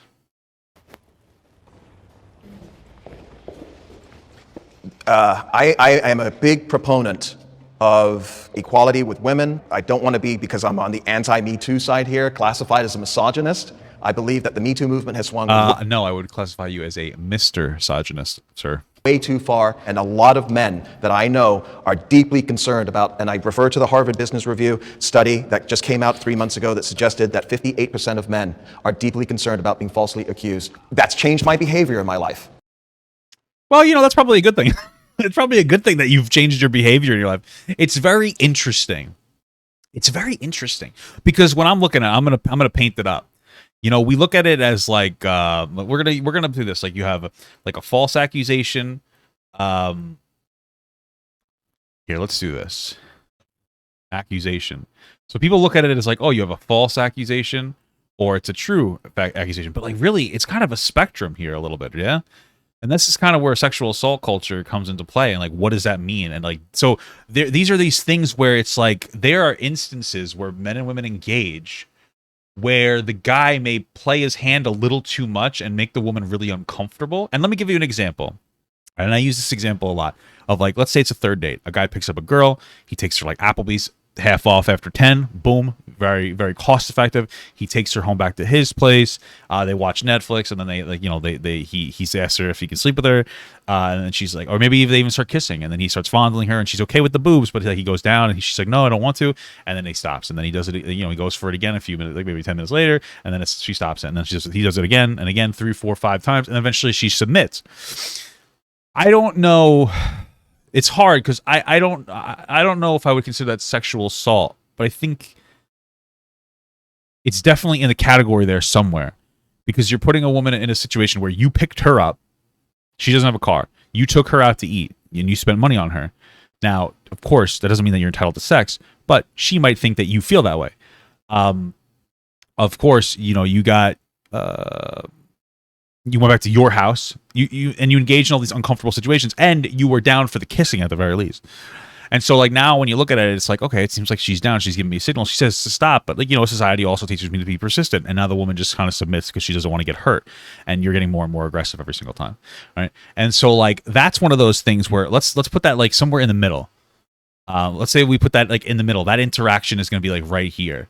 Right. So when you say like, oh, I'm more afraid of the way I interact now, like maybe part of that is a good thing, because maybe where you might see this situation as consensual formally, now maybe you'll see that as less consensual, so you won't be as willing to engage in that behavior. So there is a positive aspect to being afraid of Me Too allegations, because it spells fat. Yeah.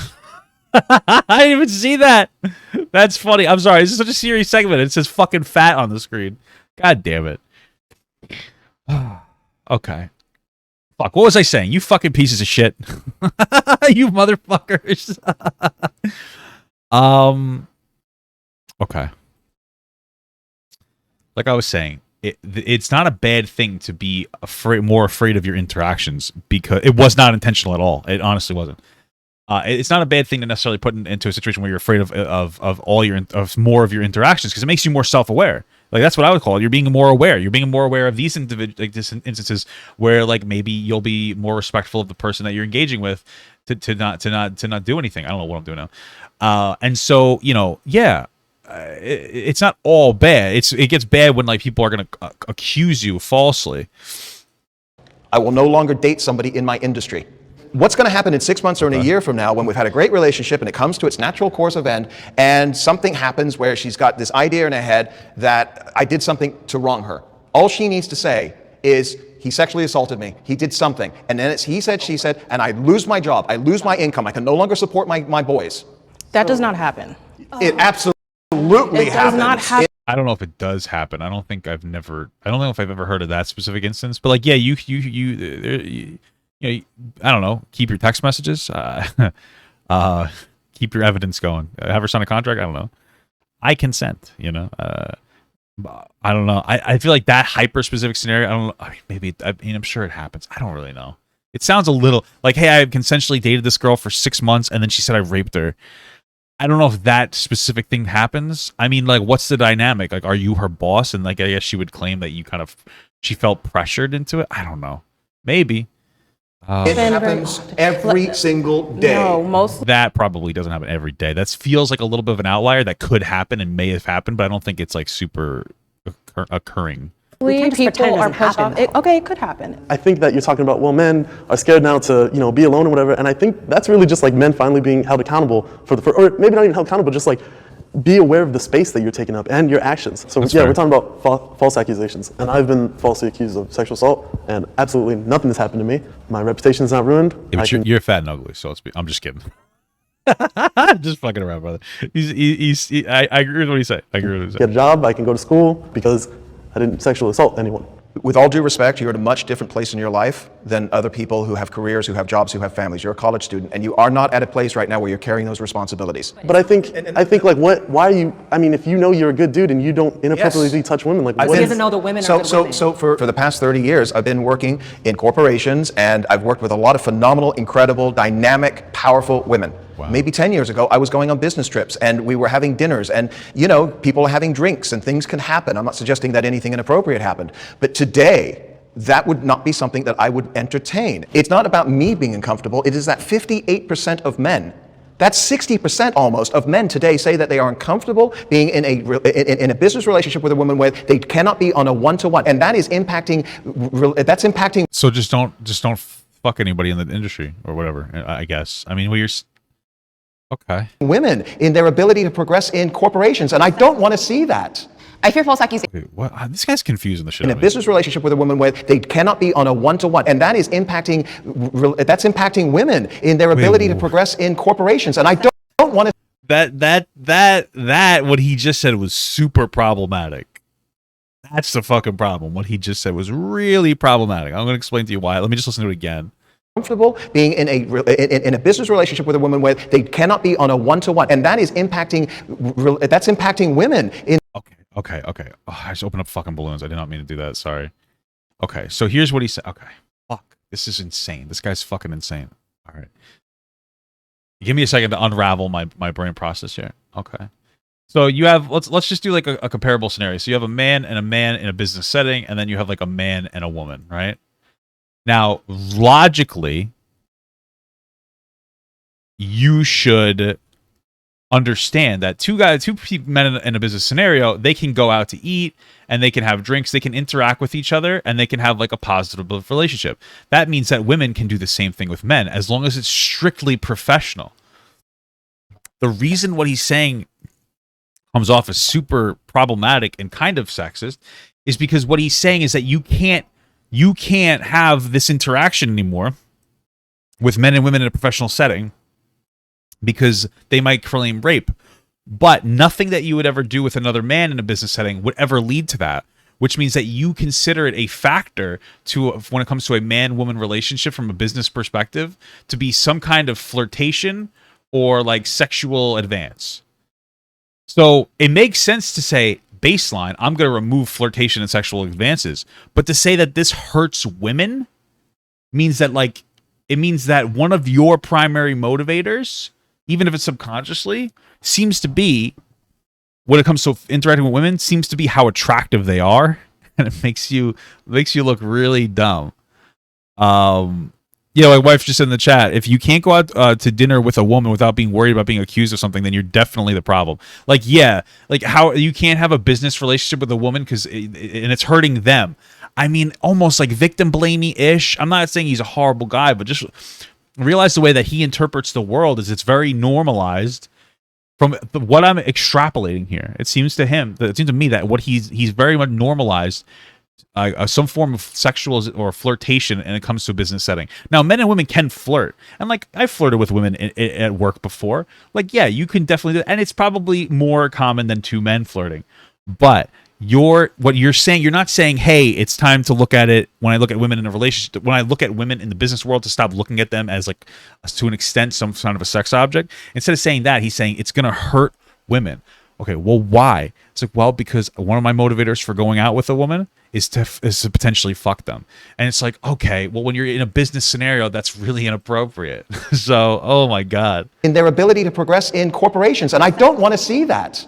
I fear false accusations because when we actually look at what a false accusation is, it's an incomplete accusation. Or it's a lie. It can be a lie too. Yeah, that's true. Or it's an accusation where the police were unable to obtain all necessary information in order to pursue whatever truth was there.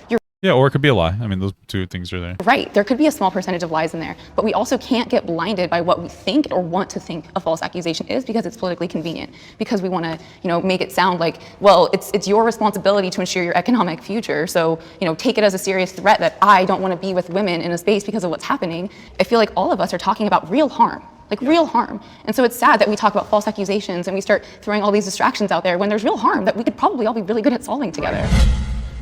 I think that the MeToo movement is an extremely important subject. It's changed our politics, it's changed our business, and unfortunately, it's changing our culture. Well, it's supposed to change politics and business. That's the point of the movement. Why is it unfortunate? Wait, what? Extremely important subject. It's changed our politics, it's changed our business, and unfortunately, it's changing our culture, impacting younger men. Listen, I'm very empathetic to false accusations, okay?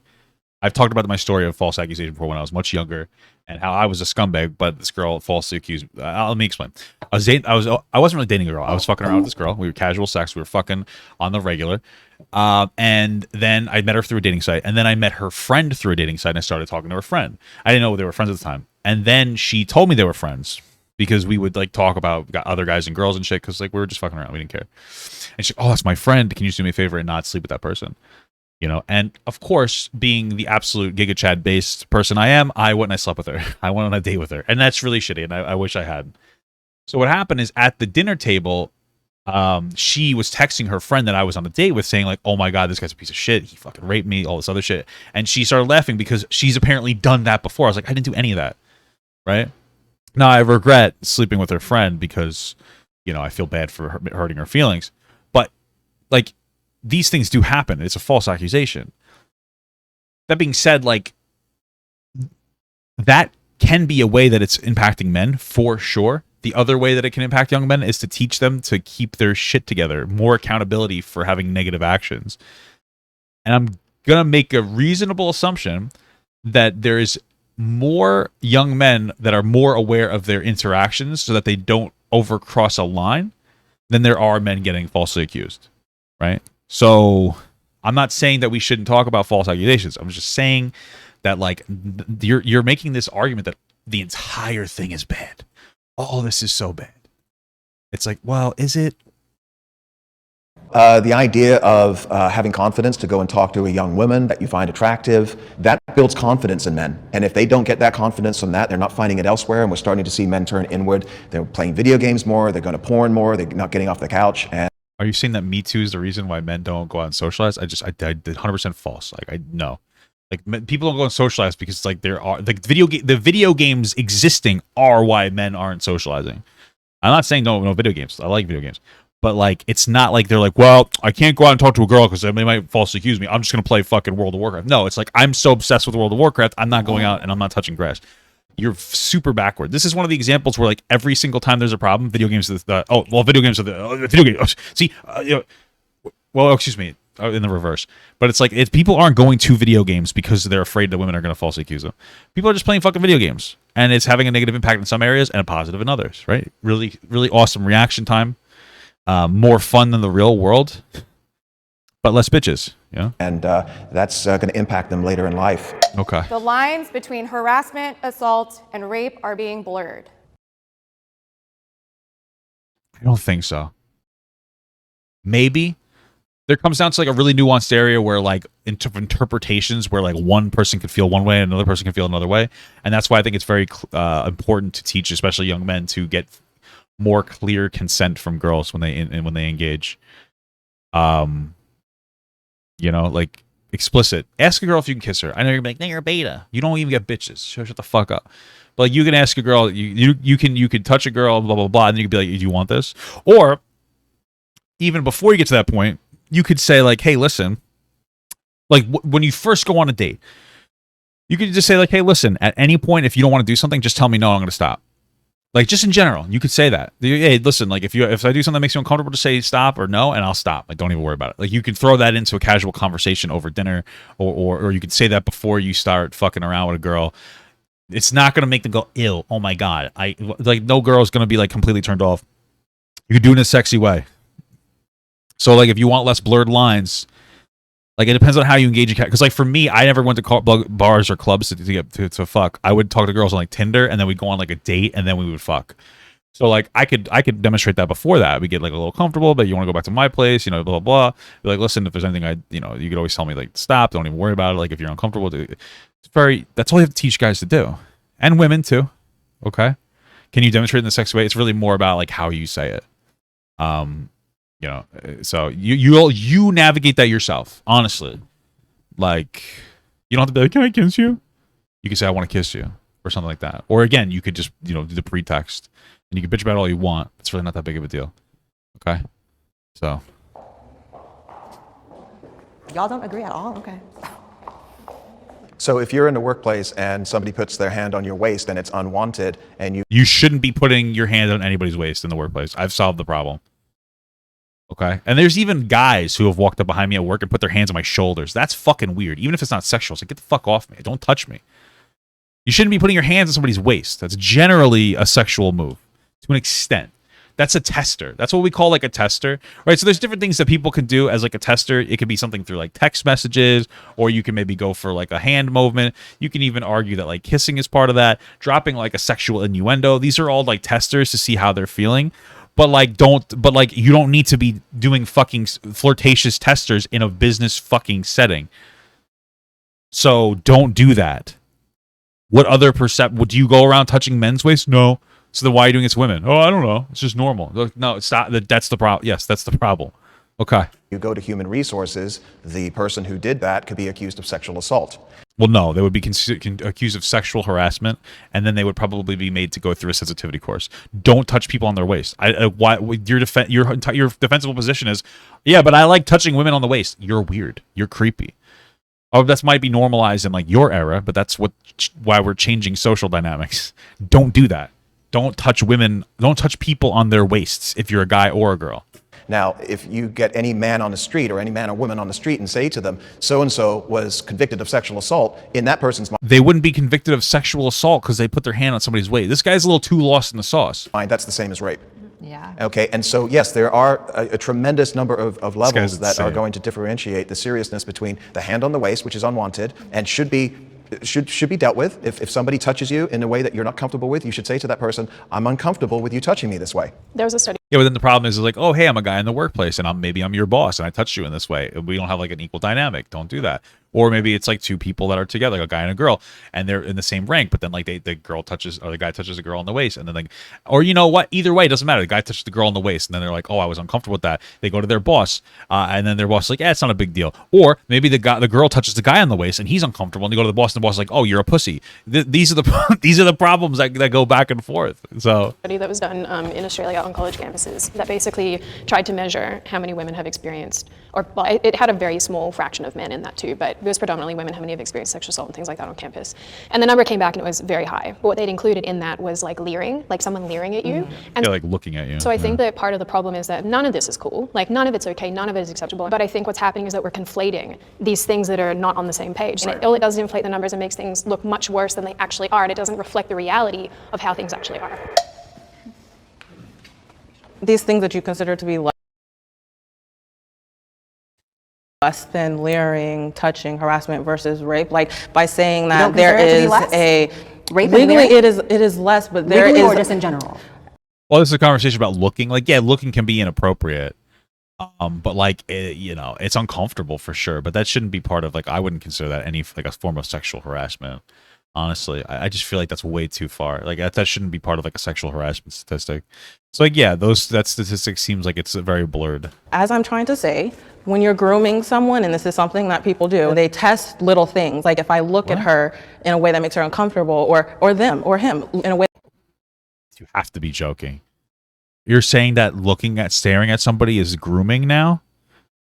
I stare at people sometimes and I don't even realize it because I have fucking ADHD and shit. Like I don't mean to bring it up, but it's like, okay, so like it feels like we could possibly interpret some of this as ableist, especially with a super socially awkward fucking society that's like constantly on social media. Staring is weird and more normal than it used to be. I mean, come on with this shit. Fucking grooming? Looking at somebody is fucking grooming now. Hey, looking a little too hard. Yeah, you know, it could be part of grooming. Shut the fuck up. That's not grooming. Staring at, like, looking at somebody absolutely can be a tester or a measure to see if they're attracted to you. Like, if you look at somebody and they make eye contact and they smile at you, like, that could be an opening statement, right? Or, like, you know, opening statement for flirtation, and maybe they walk over to you. And in public, who cares? Now, you might think it's weird and creepy, and I totally get that. You have every right to feel that way.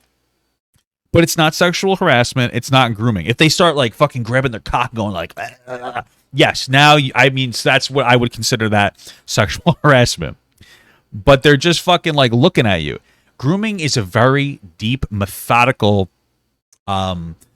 situation where you set somebody up for sexual exploitation. Looking at somebody is not grooming. Shut the fuck up. You sound so dumb right now, and you are assassinating the conversation about this shit. Fucking grooming. Oh my God. Holy fucking Jesus Christ. Little things. Like if I look at her in a way that makes her uncomfortable, or them, or him in a way that makes them uncomfortable, how are they going to react? If they don't react to that, then you're constantly, these are seen as green lights by predators to you have to have increase that behavior. You're an idiot. What are you talking about? What? This is insane. Usually, guys will look, if a guy looks at a girl to see if they have like and girls do this too, and they don't give you a response, they disengage. What the fuck are you talking about? What the fuck are you on? Yeah, like people are identifying vulnerable people in society by looking at them intently, and if they look away, what a fucking statement. What? I just don't even know how to perceive that. I'm sure that maybe sometimes in some instances that might happen, I guess, but most of the time when somebody looks at somebody and they might be looking for eye contact and then like seeing if they will smile at them. They look at them and they smile like this. And if you find that attractive,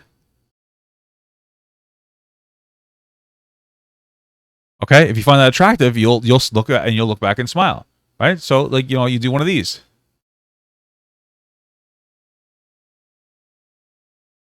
Works all the time for me, personally. This woman is fucking psychotic. This is my issue with people who are anti-MeToo, is that they look at small details and say that takes the power away from other things.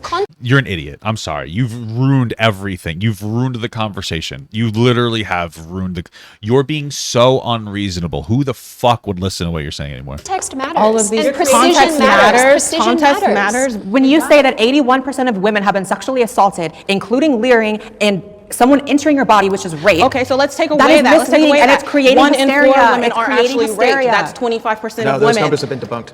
As a father, as a mother. Those numbers seem a little out of context. It does seem like there is a massively disproportionate. Women are made to feel uncomfortable at a disproportionately higher rate. Women are sexually assaulted at a disproportionately higher rate. Like, the number is still challenging and frustrating. You know, even sexual harassment, unwanted sexual advances in like the workplace, which this guy seems to be all for, and the way that he's like afraid that you can't touch a girl's fucking waist. Those statistics might be kind of high. I have to look into them more. But yeah, okay. Either way, that's one of the problems I think, is that there seems to be a lot of like social, like there seems to be a lot of politicizing of these statistics, because even if it's like 1 in 10 women or even 1 in 20 women, that's a lot of women. You know, but I don't know. I don't know the specific thing. Dating is now grooming. Yes, my wife says. Yep, dating is grooming. Would you ever send your daughters to college knowing that 1 in 5 chance of them being raped? Why are young girls being sent to college with those statistics? You have such a weird perspective on things. It's just weird victim blamey language. I don't even know how to debunk what he's saying. What he's saying is like, it can't be happening because we send girls to college. Is what he's trying to say. Or maybe it's like really normal, but okay. All right. Here you go again. You're denying us economic opportunity and like upward mobility because of the situation that happens. That's so far out of well, left that's field. the question That's kind of what he's been saying consistently through what he's saying. that you're asking us. I challenge the question because it comes from a place of denying women upward mobility based on a situation that we can't control. I think when you look historically, we have such limited ways of talking about unwanted and unwelcome behavior that happens to us. So I think it's a really amazing moment actually that we're in, that the language of leering and rape are put on a. Yeah, a lot of conservatives have been calling LGBTQ people groomers. You know, it's really interesting because you have an argument to say that like there might be a level of social conditioning when it comes to the LGBT. But you can also, if you're going to call it grooming, then religion is grooming. You're grooming children into religion. So like, you be careful about the words that you use, because you're doing the same thing definitionally. So if LGBTQ people are grooming people, then religions are grooming people as well. Just letting you know. You know, you're doing the same thing. So, you know, I'm just saying. Spectrum. But they're not really on a spectrum when they're lumped in as the term sexual. But you would be like, well, no, I'm just teaching them good values. Like, okay. I mean, good hating gay people. I know religious people get so mad when I'm like, oh, we don't do that anymore. It's like, come on, stop. Okay. It's just like be a little introspective and look at the dynamics. Like, there are good values to be taught from religion. I'm gonna have my kids. I'm agnostic. My mom's more religious than me. I grew up religious. I think it can teach fundamentally good values, but there are some negative aspects to it, and you have to be very careful. Well, you're talking about media's limited, ability to communicate these things. But what you're challenging it based. Also Me Too. But here we are, Me Too, and here I am dealing with nuance. But I think and so when you you're sit here an and say anomaly. that nuance is not here, it's not a part of the conversation, you're erasing me. I think you're actually an anomaly in a lot of this, because when you talk to a lot of people about this topic, you get this very overarching one way is the highway perspective. When you have these figureheads that are saying 81% of the population that is a woman is going to be sexually assaulted in her lifetime, and not breaking down what that means, that's huge. And then you have young people who are being influenced by that. So no, it's like intellectually dishonest to run with something like that. And the worst part is, sorry Blair, all we ever talk about is women. I am so sick of hearing about women. I hate the fact that women they experience this. But how about we talk about what men go through for a hot second? Because I will tell you now, it will probably be in the same frequency. Men are raped in the home at the same frequency by women as women. I don't think that's true. Where is she getting that statistic from? I'm not saying that men can't be victims, but it's proportionately, drastically in one direction. The only time, in the home, what does that mean? What do those words mean? That sounds like out of context. Like, are you saying that men get raped the same amount that women get raped at home? But women get raped more outside of their own home? Like, I don't know. If you compound sexual assault statistics from jails and prisons, it is comparable. Men and women both face sexual assault at the same rate, which is a huge conversation about like the conditions of prisons. That's a conversation about that. Prison isn't normal society, though. So when we talk about normal society, you would generally separate those two. Frankly, there's a massive problem in prison that we're not dealing with. But I just don't know that men are. I mean, I would need like something on that. Totally right, and it was one of the big failures early on of the Me Too movement, that it centered the stories of white women explicitly. I say here as a white woman, that it was really focused on celebrity, like they need more media attention and more power at their backs. And meanwhile, hotel keepers and houseworkers, and there were so many people who are experiencing the same types of power dynamics on smaller scales, but are never going to get the media spotlight. The media wants to create a victim. They want to create clicks. And so they use the most sensational headlines so that they get those clicks. Context does matter. Even in this, I'm reading a study that's like 38% of people in the homes are men. I would need a statistic for that. Maybe somebody could send it to me. I don't know. I mean, it could be because men they feel uncomfortable speaking up. I don't know. Because when you're talking about individual human beings, they have their own lives. And I'm not talking about a Louis C.K. who's got millions in the bank. I'm talking about some guy that's earning 50, 60, 100 grand a year. I mean, Louis C.K., for context, was like just jerking off in front of girls. Like, it was weird, and it was really uncomfortable because it was mostly like people underneath him. He would just like pull his dick out and start jerking off. It's fucking bizarre. Barely survive. I think we agree on a lot more than we disagree with here. Probably not. You're a little lost in the sauce. MeToo was a way for survivors to find each other and to connect. I'm so supportive of the need to find connection in some of the darkest experiences people have in their lives.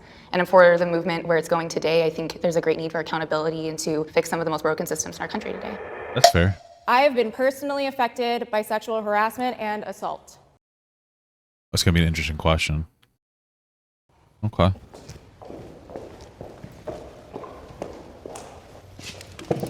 I will say it is interesting that all the women stepped forward and the men didn't here in this instance. I feel like it gives you like a different perspective when you've been there more, because it's hard to explain to somebody this situation. You know, it's like fucked up. It's difficult to communicate how you felt. You know, I'm not somebody who's experienced like sexual assault personally. Oh, there was a gay guy who kept touching my genitals, and then I told him I was gonna break his fucking fingers, and then he stopped. You know, but he kept touching my dick. I'd be, oh, bro, stop. That's a whole other story. But, you know, I wasn't like afraid. I was just really fucking pissed. I was getting angry. It happened over like a period of like weeks. Like, we were friends. That's why it was difficult to be like, yo, just stop. But, you know. Yeah. I myself, in college, my freshman year, I was raped about 2 months into college, actually. If parents knew more of what actually happens on college campuses, then yeah, maybe they wouldn't be sending their girls to college. And so to know that I went to a school that purposely misrepresented the dangers on campus and also did not have resources for people that like things did happen to. Statistics on these things are kind of dismissed because people think that it's not possible, and it is possible because it is in the best interest of these institutions to sweep these things under the rug, because where are they going to get their tuition money from? Where are they going to get, you know, their government funding from if the real numbers do come out? Yeah, that's fair. There have been like 2 instances. One I absolutely don't want to talk about, but the other one actually, like, I ended up pressing charges, and he got thrown out of court because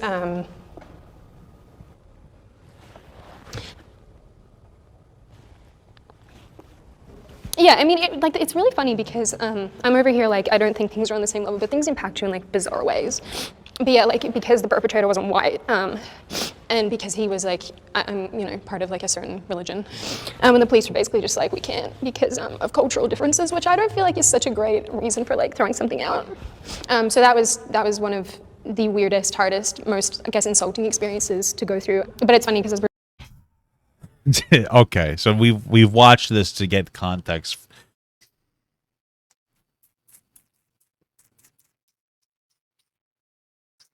I don't know.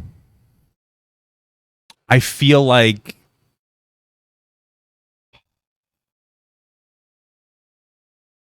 it's totally possible. I just don't know how believable it is. The way that she told it. And like, maybe I'm just being a piece of shit. It's total. I mean, like, we had that other girl say that it's possible due to like, you know, ABCDXYZ. It just feels like the way that she's talking about it. I don't know. It doesn't. Maybe it just feels dishonest. I could be totally fucking wrong. I mean, it seemed so. It's possible, but like, what was the motivation? Like, because of cultural. I don't think that they would just say cultural differences. There would have to be like some kind of what. I don't know, man. This is one of those things where it's hard to speculate on because I don't know the specifics of what happened. I don't know. I could see why people might be like a little apprehensive about believing her, but based on the way that she said it. I could see what. Listen, after watching that, I mean, I can see why Vaush. I can see why he would be questionable. He probably didn't need to be as aggressively questionable.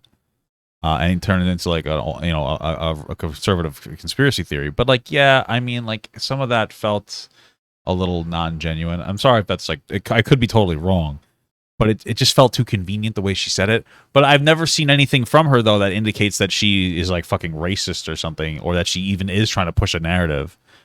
I guess I'd have to get to know her more.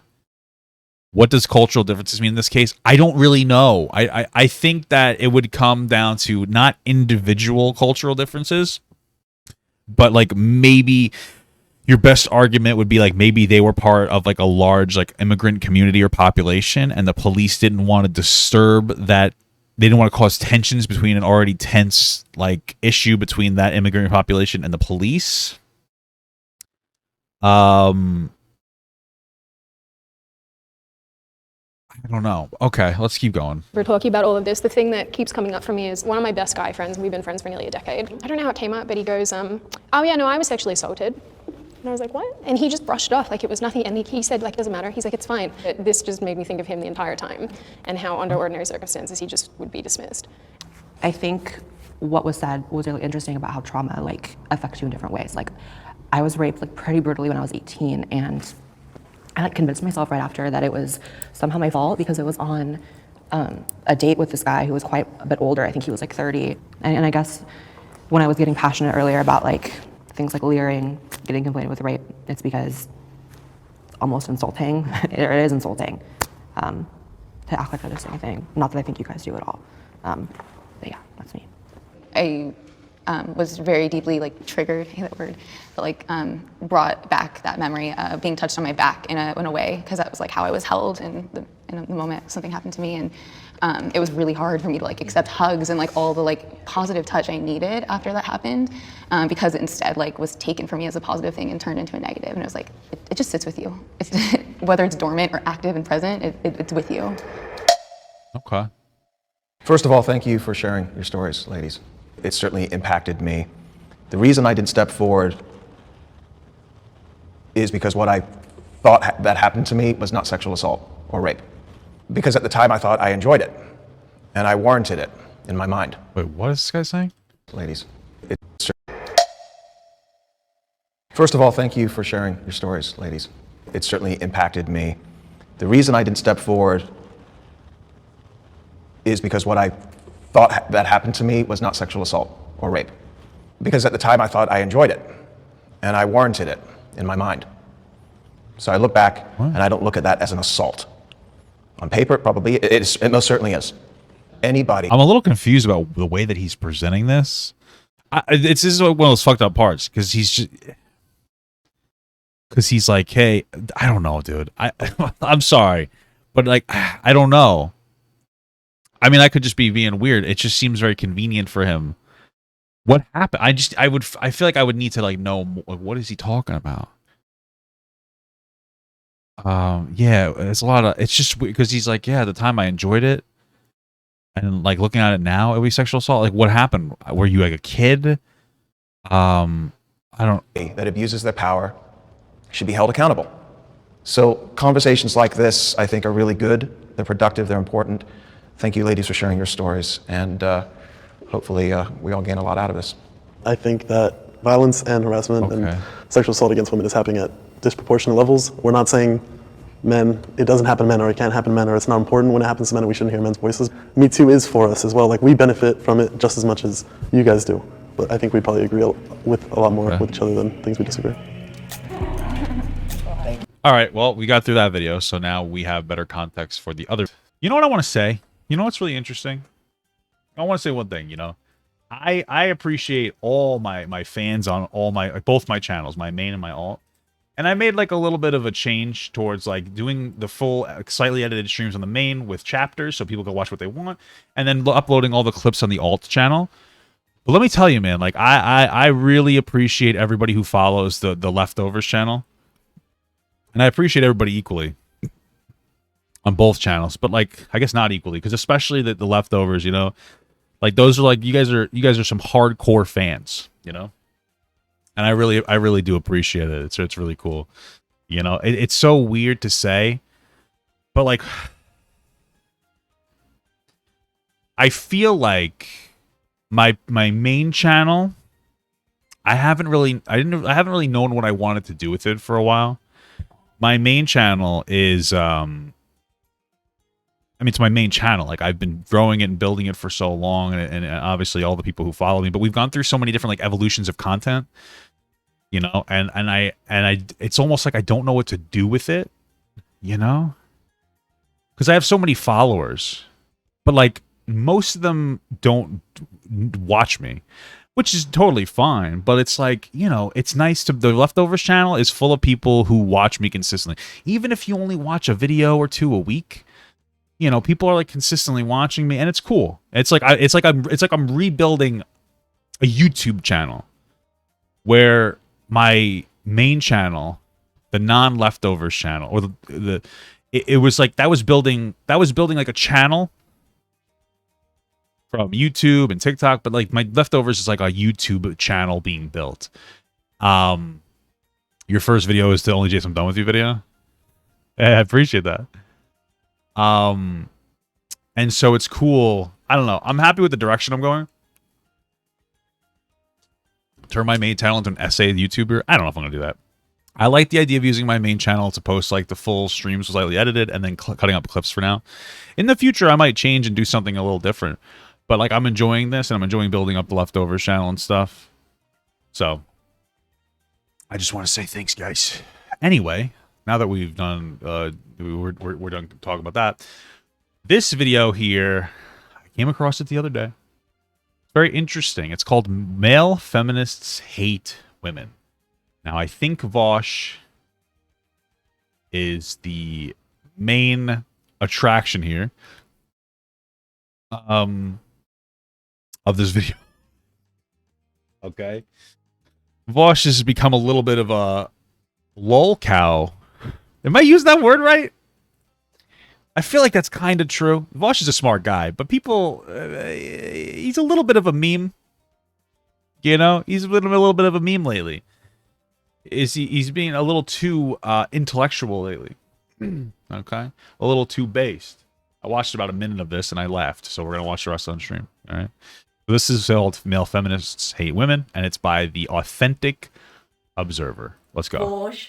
Well, see, he starts off with Vaush. Oh, Vaush. By the way, serious question: is it Vaush or Vaush? Because I see so many people saying Vaush, and I feel like they're saying that just to. Are they saying that just to be? Just to be facetious? Theseus? I don't know. Vaushy, Vaushy, Vaush. Vaush? Darling, you shouldn't have 50 minutes all for me. You really know how to make a girl feel special. Though, darling, I will be honest. You I'm sure he does. could have been kinder and used a more flattering picture. You're not playing fair. That was a little naughty of you. It almost hurt my feelings. If anyone makes an expression like this at the camera at any point, it's legally okay to be sexist towards them. What? Okay. I mean, I agree, but no, I'm just kidding. Interesting take. It's just weird because like you can randomly stop at any time, and you know how many times I catch people lacking with some weird, they're looking all weird. Happens all the time. Just saying. Oh, stop. What are you like? You're making me blush already. Gonna condescend to me? That's okay. I'm going to evoke several millennia of oppression against you. That's fair. I hear you, and fair enough. But let's not forget, I only condescended to you in the I mean, is he just making jokes, or what's happening here? first place after you patronised women as a collective. Women be quieter and start apologising with your precise words. I think that was a joke. Listen, I'm not the biggest fan of Vaush, but I think that he was joking to J.K. Rowling.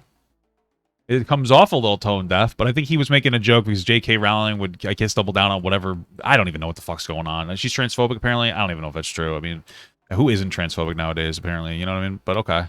It wasn't me who started with the disrespect, but I suppose it's neither here nor there at this point. After your 50 minutes, we're definitely on pet names now. I'll call you darling, and you can call me what you like after that performance. Okay. Well, I say that. You've already taken the liberty. I believe bitch was your preferred term for me. Shut up, bitch. Not something I'd have Got chosen her. for myself, but hey, whatever gets Sorry. you going. Stupid fucking bitch. Yes, everybody. Jesus Christ. Why? Why so much vitriol? Vaush. You might recall that in my desecration of femininity video, I gave It seems like it started off as a joke, and now he's just getting serious about it. Is it that he can't take criticism? What's happening here? Vaush a special mention, using him as an example of that particular kind of male feminist who is actually just a massive misogynist. So True. Vaush, being an intelligent man... Let's be honest here.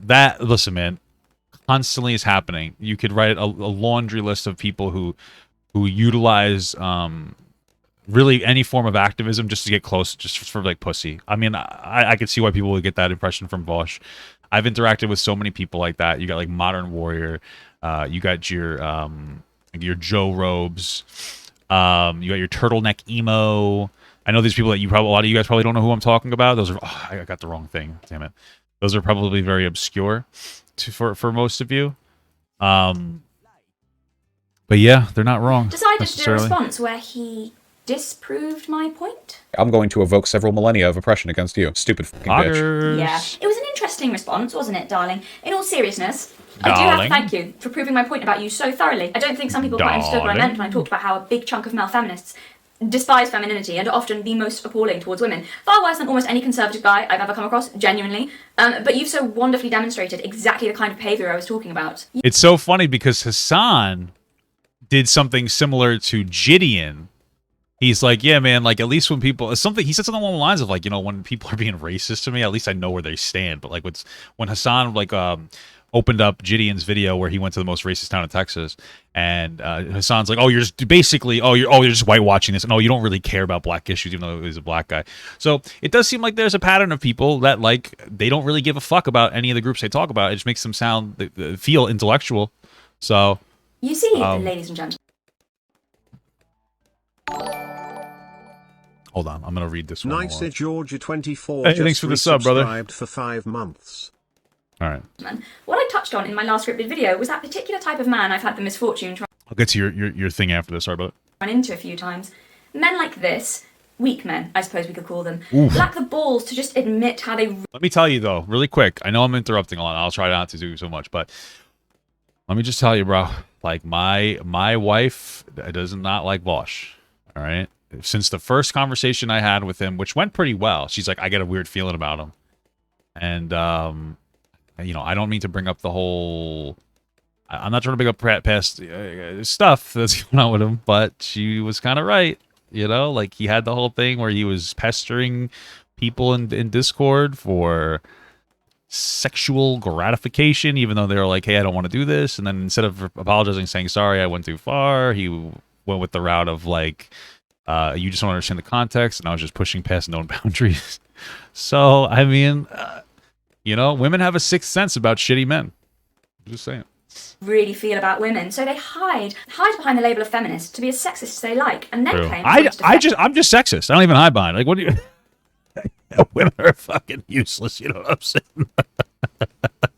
criticism, but they're doing it all in the name of women's rights. True.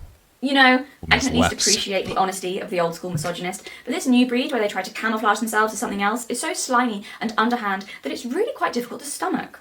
I don't know about the rest of you, but I've always found it difficult to respect cowards. Welcome back to the channel, everyone. I am Galatea, and this is Asis, my dearly departed. And today, Vaush has kindly volunteered to be the case study for why male feminists actually just really, really, really hate women. Wow. Oh, also, he called me a groomer. Do you think that they actually hate women, or do you think that they just like to use women's issues? Like, I wonder what it is. Because there's some people who legitimately defend women. Like, look at somebody like Ryan Beard. You know, Ryan Beard, he would probably consider himself a feminist, although I guess he's not binary, not male. I don't know how that specifically would work. But he's a genuine guy, you know? So I wonder if it's just more like, oh, I can protect you, you weak woman or something. Is that what it is? So, there's that. So, just a quick little disclaimer before we begin. I'm not talking about your everyday guy who calls himself a feminist because he believes that women should have equal rights, okay? I'm really talking about the activist types. The ones who shout the loudest and tell women, you will be liberated, goddammit, even if I have to mistreat you in order to do it. Those guys. And this is not a video shitting on men either. This is definitely not the majority of men that I'm talking about. But the rotten apples do exist, and most of them seem to be calling themselves feminists these days. So, disclaimer over? Good. Let's get into the video. Cougar. Vaush doesn't believe in English people. To be honest with you, so far, as if we're watching this, it's making me like Vaush. Of course, English people don't exist. You know what I'm saying? So, Vaush, I know you're a very serious intellectual man, far too important to waste much time on a frivolous little thing like me. And by frivolous, I of course mean female, but don't you worry, we'll get to issues with women later. For now, Vaush, your rebuttals to my points. What went wrong, my love? I didn't expect much from you, I will be honest, so I'm shocked that I actually still managed to be disappointed. That's what she said. I was expecting something a little more hard-hitting than, I'm faking my accent. Her accent is such a performance. Oh yeah, her accent is 100% being put on for the sake of the video. Interesting angle, but I think we can work with it. So, apparently Vaush doesn't believe in English people. What? I wonder if he's just joking. Like, I think he thinks we're a myth. Why? Why would he say that? He's got to be kidding or something. That just seems like a weird thing to say. Okay. You know, like unicorns or mermaids or honest male feminists. So a bit of background, because apparently you need it. Far across the ocean, there's a place called Britain. You might have heard of us. We used to be quite big fish back in the day, did a lot of noteworthy things, big impact on world events. Actually quite an important place in terms of your own country's history. You should really look into it. And in Britain... Yeah, because we fucking owned you. Got him! Boom! There's a place called England. And in England, some people talk like this. Crazy, I know. Yeah, I don't think she would sound like this if you talked to her like casually in real life. I think the problem is that Vaush is finding her accent attractive. And so he needs to make her seem less attractive to himself so that, I don't know, I guess he has to deprogram himself because he wants to fuck everything in existence. I mean, that's typical Vaush, you know? Typical Vaush. He wants to, so I think that that's really kind of where we're getting at here, is that he's turned on by her accent. So if it's fake, though, then he's less turned on by her, okay? I think that's what it is. Okay, so I can tell you're still not getting it. For reference, here are some other British people you might have come across. I'm not like a voice expert, so I don't know for sure, but something about it feels like... I didn't want to have to play this card, but you brought it up. What the So if we're fuck? going there, I do have to point out that out of the two of us, I speak English with the correct pronunciation. It's our language, we make the rules. You're the one with the stupid accent, not me, you cheeky yank. I love Americans, you're beautiful people. Yeah? You're simple folk, aren't you? I jest, Hey. I jest. You guys do sound like shit, though. Let's be honest. All right, we've appropriated that language. You know, this is actually like really good proof that. Yeah, I know we like to talk about how like America colonizes and stuff, but like realistically, we colonized equally. I mean, we stole their fucking shitty ass voice. You know, we made it our own. We made it better, just like America does for everything. We make everything better, bro. We're just the best, greatest, number one in the world, baby. It's our language now, Obviously, baby. Vaush knows about Britain because he seems to really hate us. Jesus. Yeah, thank you. He hates the British almost as much as he hates women, so I am two of his least favourite things. We do, in fact, hate British women. See, knowing how much Vaush despises my people only makes me want to be even more British. I can feel it. I can feel Maths. it rising up. Suddenly I have the urge to go to America and stick a Union Jack in the soil. Go to a 4th of July celebration dressed as St. George, or to an American football game and start shouting that it's just rugby for pussies. Loudly sing Rule Britannia during the national anthem, that sort of thing. We make more money, baby. We make more money playing pussy rugby, so fuck you. All right? I guess it's interesting, though, because the MMA has kind of displaced boxing. I wonder why rugby hasn't displaced football. I think it's because it's already, like, so dangerous. God, I didn't know I had it in me, but suddenly that old invader spirit is possessing me. The British are coming, the British are coming. Does this person think they're in James Bond? The Authentic Observer does sound like the kind of video title. Ah, 007. I've been expecting you. I liked that. That felt fun. Thank you, Vaush. I have to incorporate that into my intro. God, he's full of good ideas, isn't he? We meet again, Mr. Bond. Oh, no, sorry. I'm doing your bit, aren't I? I'll be James Bond. You be the villain. Come on, Vaush. Let's do a bit of roleplay. Cheeky. Grab a cat. I know you have a cat. I've seen the cat. There's a cat. Of course, of course. Oh. This feels a little flirty. Feels a little flirtatious here. Just saying. Just saying. Of course he's a bloody cat person. Of course he is. Typical. Grab your cat, though. Grab him by the pussy. Do the whole shebang. Go on, have a cheeky spin on your chair. Hit us with the, I've been expecting you. Go on, you know you want to. It's tiring work telling women to shut up on Twitter all day. Let your hair down for once, love. You deserve it. Ooh, put on an accent too. Let's see if your fake English accent is better than my fake English accent, and people can judge who wins in the comments. In all seriousness. Please, can you actually do it, Vaush? Humour me. Do the chat spin. I'll beg if you want me to. Please. Vaush doesn't get on playing a character. Doesn't that possibly verify what he's saying about your accent, though? Vaush just... stupid Vaush. He doesn't realize I'm playing a character. It's like, well, then he says that you're just doing a voice. And then now you're like, this is my real voice. By the way, I'm just acting. It's... Listen, man. I don't know. It's this isn't the best Vaush shit piece that I've ever seen, okay? That is such a practiced gesture. Like, I'm gonna slow this down. That's it. The game's up. I didn't want to have to tell you guys this, but I do in fact script my videos I know. This Scripting your videos is different from playing a character, but is news to everyone. Like, it's a very, very, very practiced gesture. This persona isn't even truly me. I try so hard to hide it, but you can't fool Detective Vaush. He's too clever for that. You can, like, break it down. There were, like, 3 lip curls, like, 2 distinct head shakes, like... He knew something fishy was going on, and he put together those clues to see through my clever disguise. Trab. I deserve it. He's lying. He's Count Olaf. These aren't even real glasses. It's like at the end of Scooby-Doo when the villain is unmasked. Just as we thought. And I would have gotten away with it too. Impressive detective work, Vaush. Well done, mate. Can't pull one over on you. well done, matey. I just want to be sexually harassed. Incredible. So I'm sorry if my points have seemed childish so far, but a good chunk of Vaush's arguments being a generous word, involve picking apart my accent, my appearance, my outfit, and my persona. You know, all the things 12-year-old girls go for when they're feeling particularly bitchy. So it's difficult to be serious when I'm not given anything serious to work with. And then, because apparently he really wanted to prove my point about male feminists, he said this. She's a pick-me. No wonder she's dressed like this. She's wearing a fucking skirt with stockings. She just wants to live in Mad Men and be sexually harassed by, like, the fucking... the office boys. I'm sorry?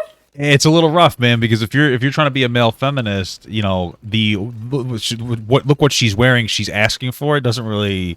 Like, yeah, in this context, it's still fundamentally, oh, look what she's wearing. She's just, like, she's a pick-me, judging her based on what she's wearing. I don't know. Feels a little bit anti-feminist here. A little bit.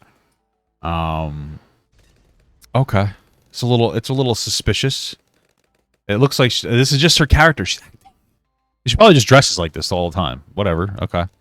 I beg your pardon, sir. What was that? What do I want? She just wants to live in Mad Men and be sexually harassed. Yes, Vaush. Nice. You caught me. I just want to be sexually harassed. Yeah, that's also pretty bad. She just wants to be sexually harassed. Isn't that the... I think that's the male perspective we're trying to fight against. Not we. I don't give a fuck. No, I'm just kidding. No, but seriously, that's like the perspective that's trying to be contested. But okay. You're just really just telling her that she's dressed like that for the satisfaction of shitty men, but all I can say is it couldn't be me. From how I'm dressed. That's all I want. I'm a bit of a slut for unwanted advances. No wonder she's dressed like this. I can't believe I have the nerve. It's obscene. I'm practically flaunting myself with these nylons and this skirt. She's wearing a fucking skirt with stockings. What did I tell you though? Vaush wants to fuck her. That's his whole thing. That's why that's like this hypersexual outfit to him, because he wants to fuck her, because he wants to fuck everything that moves. Incredible, because he's a true alpha male. And he's really good in bed. And if you don't know, I heard that from him, because apparently his entire town almost offed themselves because when he came off of the Tinder market, because he's good at having sex. He's so good at the sex. So See, how dare I? Going around dressed like the whore I So am. good at the I'm just sex. inviting trouble. I'm asking for it. I obviously want it. I'm begging for it. Oh my god. Like, you know, like just the short skirt plus like the stockings and so on. I'll tell you something else about me while we're on the topic. I found going through puberty so horrific and disgusting and shameful that for years afterwards I could hardly stand to be touched, even by members of my own family. I don't know why. I was especially sensitive to this. I have no idea. I was, though. And for a long time, my littlest sister was the only person I could bear to hug. It was quite an issue. Made all that sexual harassment that happened as a teenager fuck with my head more than was reasonable, I think. And then there was that one time with a boy when things went a little further than just some playful sexual harassment, which of course only made everything worse. And then what used to happen to me when I was with a guy is that sometimes I would freeze up and not be able to move. And in my head, there'd just be this loud, blind panic going around and around and around, but I couldn't even make myself speak. So what I used to do in my teens and early 20s to deal with that was get so blind drunk that I felt completely disconnected from my body, and sometimes I had to do that to even be able to kiss a guy. But often, not even the alcohol would stop the freezing up and the disgust and the panic. And then, of course, there was how sick I felt after someone touched me, even if I wanted them to. But yes, Vaush, you're right. Damn, really trauma dumping on us. Jesus. All jokes aside, I mean, I know people will probably be like, well, he's just joking about her dressing and stuff. Could be true, could be false. It doesn't really matter, because again, like if you're going to engage in like the male feminist sphere, you have to understand that like jokes like that can still be very damaging. Because what's the difference between saying that and saying like, oh, it's just a joke, it's like a rape joke, you know, which it borders on, considering he's saying that she wants to be sexually harassed. So, yeah. I just want to be sexually harassed like the stupid bitch I am. Stupid fucking bitch. Maybe I should feel bad throwing all that at you after what was just a clumsy, shitty comment on your part. But I don't, because a main topic of the video you reacted to was about how suddenly being... You don't think he's joking with his tone of voice? I don't know. I push out pretty dry humor, but then again, I also make sure, like, after I make a joke to say, like, I'm kidding, or to, like, really hype up my laugh so you know I'm joking, you know, because I know I'm very dry, and I don't want people to take things the wrong way when I make, like, a joke. Because I'm not trying to, like, offend people. I just like to make a silly shock humor joke, and they're like, I'm just kidding, you know, like, I don't really feel this way, you know, because I also don't want to attract people who actually think that if I make, like, a edgy, slightly bigoted joke, that I'm actually bigoted, you know? So maybe he's joking, although maybe he's being serious, and he's just using the fact that he's always very dry as, like, as an excuse. You know, either is possible. Sexualized is so stressful and confusing as a teenage girl, how it made my skin crawl with disgust at my own body and made puberty really quite traumatic for myself and indeed many teenage girls. And then learning how to balance the hatred of that with wanting to celebrate femininity and beauty, with wanting to be attractive and not wanting to hide away. But you wouldn't know that because in all your blinding arrogance, you barely watched more than 5 minutes of the video before deciding you could somehow speak on it and all my opinions. Wait, he watched 5 minutes of the video, and did he watch the whole thing that she made, the other video? Huh.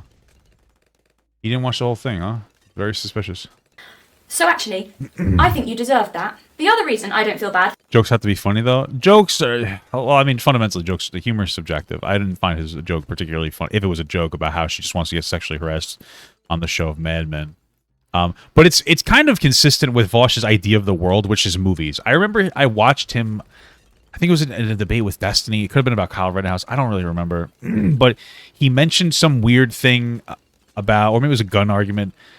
He made some weird thing, like it was some bizarre perspective. He's like, have you ever watched like a superhero movie and then they got all the guys have guns at the superheroes and they don't react? It's like, that's how people should react when blah, blah, blah, blah. It was like some insane perspective. And it's like, you realize like the real world isn't a fucking superhero movie.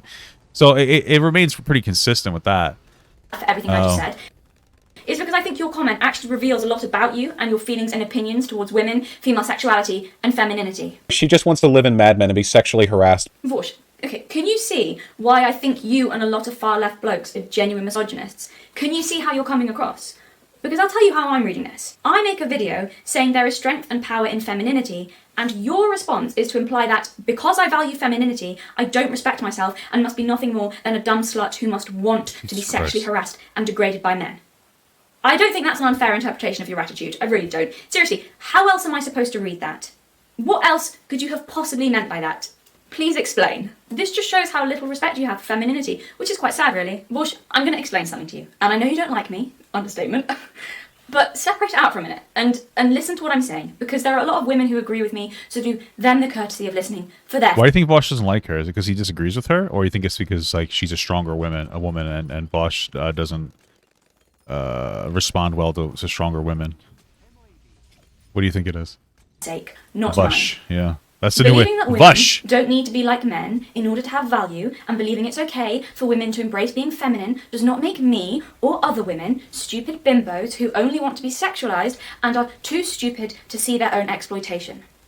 Femininity does not equal weakness, stupidity, or a desire to be degraded, no matter how much you might believe it does, Vaush. It doesn't mean we want it really, it doesn't mean we're looking to be harassed, and it certainly doesn't mean that all we want to do is serve men, no matter how much you might wish that was true. My brother and my sister's boyfriend are fairly conservative-leaning, the kind of guys Vaush would probably call misogynists, and I've never seen them look so shocked. That's a good point. It's not really funny considering if anyone else said it about a woman, Vaush would have most likely called them a sexist and bring up a statistic about how women get sexually assaulted frequently. Yeah, you know, that's a good point. Like, I wonder... Like, what you're saying is that Vaush would have called this Vaush out, is what you're saying. Yeah, I mean, that's actually fair. He probably would. He probably would call this version of Vaush out. And then that would... Yeah.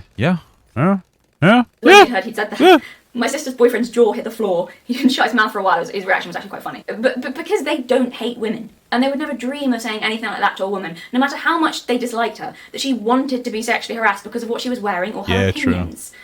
And according to Vaush's worldview, they're supposed to be the sexist ones. They truly could not get their heads around how someone claiming to stand for women's rights could say something like that. I didn't find it that surprising, because I've met men like this before, who claim to be feminists, but who really don't think much of women. I think there's a lot of disdain for femininity on the left, and I don't want to be harsh, but I... Yeah, Vaush, believe all women! No, but in all honesty, it is so interesting. Like, for me, it's like fucking mind-blowing. It's not really mind-blowing, but Like, it's weird how, like, often my wife personally, like, calls it that some men are, like, really shitty.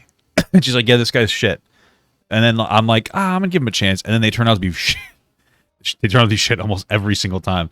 I can't tell you how many people that she's called out for that. It's insane. And so it's like, yeah, man, like, it's just fucking nuts, bro. It really is. It really is fucking nuts how often, like, you know, she's correct about it. So, and Vaush was one of the ones she said. He's like, yeah, he's shit. And, you know, here we are.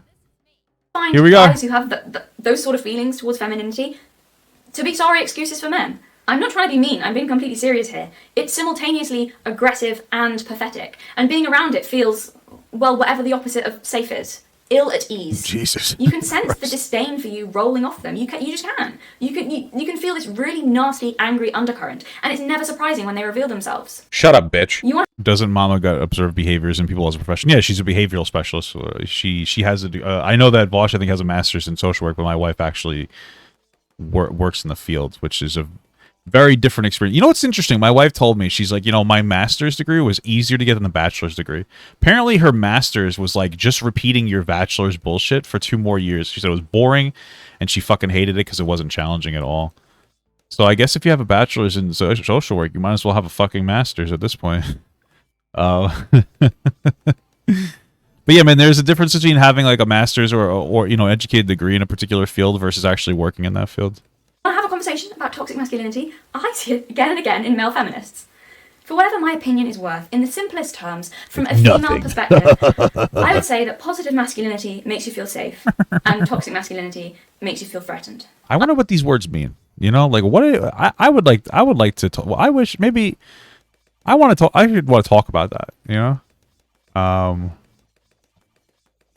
it's like what does all that mean? I wonder. Like, what's positive masculinity? I've never heard somebody use that term before. I wonder. I'm wearing my old school skirt there, by the way, in that video. It looks a little shorter than it is because of the angle of this armchair. It kind of goes back a bit. But you see schoolgirls all over the country wearing skirts like that with those exact kind of tights, these exact kind of tights. And teen girls are notorious for rolling up their school skirts to be shorter, to make them fashionable and trendy. So I'm just wondering if 13-year-old girls... I figured it was just uncomfortable, but okay. Girls also want to be sexually harassed when they're in their school uniforms, Vaush. Oh my God. Genuine question. The ridiculous thing is, I'm not even dressed that revealingly. Oh my God. Unless you're an insanely she's conservative fundamentalist Christian. I don't think you... It's really not that inappropriate. I'm wearing the same thing millions of women who work in an office would wear. You could wear what I'm wearing in a professional scenario and it wouldn't be seen as wildly inappropriate. All you professional ladies better make sure your skirts are down to your ankles, otherwise you want to be sexually harassed in the workplace. That's what Vaush says, because apparently Vaush is a caricature of a 1970s misogynist. She just wants to live in Mad Men and be sexually harassed. I will say the start of the video was some of the points were like a little weird, like the character thing, but so far she's pumping out bangers. Like the fucking she's pumping out bangers. I had no idea you had such Puritan sensibilities, Vaush. How very conservative of you. So typical of your kind to twist the truth, to cloud the mind with unholy thoughts. Vaush, yo, that guy's voice made me horny. Holy shit. I'm fundamentalist Christian. Well, she was a whore anyway. New member of the Western Baptist Church. What I'm wearing will send me to hell like the whore I am. You really kind of have to think about what whore is. Now that would be a plot twist. What the fuck is happening? Baptist Church. I'd love it if things went that way. That would be a hilarious end to the story. If you wear a dress that's strapless with a brassiere that isn't, you might be a slut. Go on, Vaush, join them for a laugh. See if they let you in. Double dare you. I'll do it if you do. Who would they hate more, you or me? Now that... You know, I don't know if like conservative people would really accept the Vaush. Because like Vaush isn't in anybody's book any form of like masculine, you know, not to be offensive or anything. Oh wait, no, I didn't want to do that. Not to be offensive or anything, but like he kind of Vaush is like the kind of guy who like sits in the corner and mopes around, like, you know, he's not like somebody. That's what he reminds me of. Like he's kind of sad and lonely, like truly, you know. I don't know. I'm just saying. That's an interesting question. You're a far left nutter, but I wear short skirts and I'm into crystals. Who's more damned? Okay, tangent. Sorry, Vaush. She says she's into crystals? Me too, man. My wife got me into them. Let's do the crystal tour. I got this Jasper dog. Okay. I got this Sodalite elephant. All right. I got a blood dragon Jasper turtle. Okay. I got this selenite charging crystal that's they sit next to so that they charge. Okay? And I have this, I think it's a lava rock. I don't know. But also, I have this Among Us stamp. It's kind of dry. No, it's not. It like makes little Among Us, if you can see that. You see it makes little Among Us. Fuck. Sorry, hold on. It makes little Among Us's. Can you see that? The little. See? Look at that. How cool is that? I also have a bracelet somewhere, but I'm fat. I don't feel like getting it up. Let's get back to the video.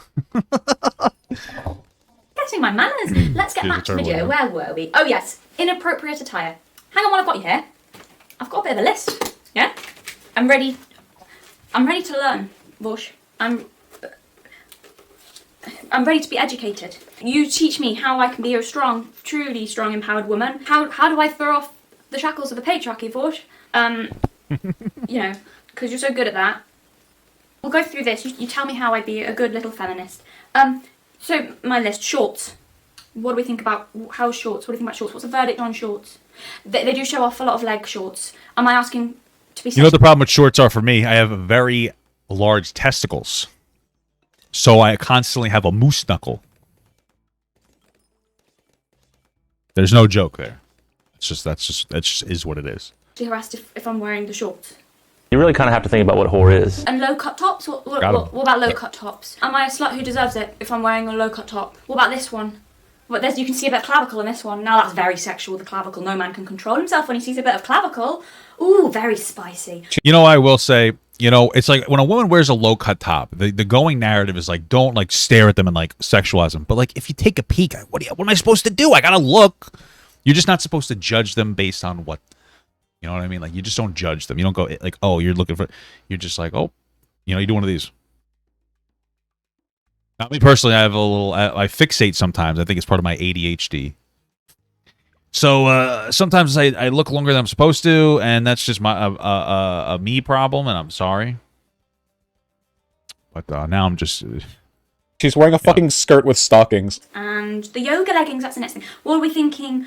What do we think of the yoga? They're very tight, the yoga leggings. Should I maybe stay away from the yoga leggings if I don't want to be assaulted? Would that be your professional advice? Jesus Christ. What about swimsuit? I see several problems here with the swimsuit. Yeah, no, I see what you mean. If that's too provocative. ADH double Ds. Full wetsuit. Look at me talking over this woman.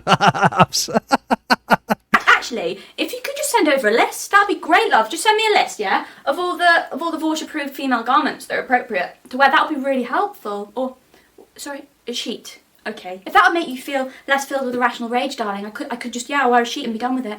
Stupid fucking bitch. Whoa. Oh, I'm sorry, Vaush, but I mean, really, you deserved me messing around like that. You deserve to be wound up for that. Don't be so bloody ridiculous. No wonder she's dressed like this. She's wearing a fucking skirt with stockings. She just wants to live in Mad Men and be sexually harassed by, like, the office boys. Behold, a feminist, noble defender of women's rights to dignity, safety, and autonomy over their own bodies. Well, as long as you agree with him. If there was ever a case for tyrannical toxic masculinity, submit to Vaush's worldview, or the rules of feminism need not apply. You're probably just a slut who wants to be sexually harassed anyway. Right, Vaush. Come on, you're gonna have to explain this to me. Isn't saying that like a cardinal sin on the left? Isn't that like the worst thing you can do? I don't know. You tell me. Well, your crowd. Here's the thing. Here's her problem: is that Vaush doesn't care. So I'm gonna explain to this stupid woman what would actually get under Vaush's skin. You ready? I'm gonna say the exact thing that's gonna make Vaush rethink all of his actions. Are you ready for this? Hassan wouldn't like this, Vaush.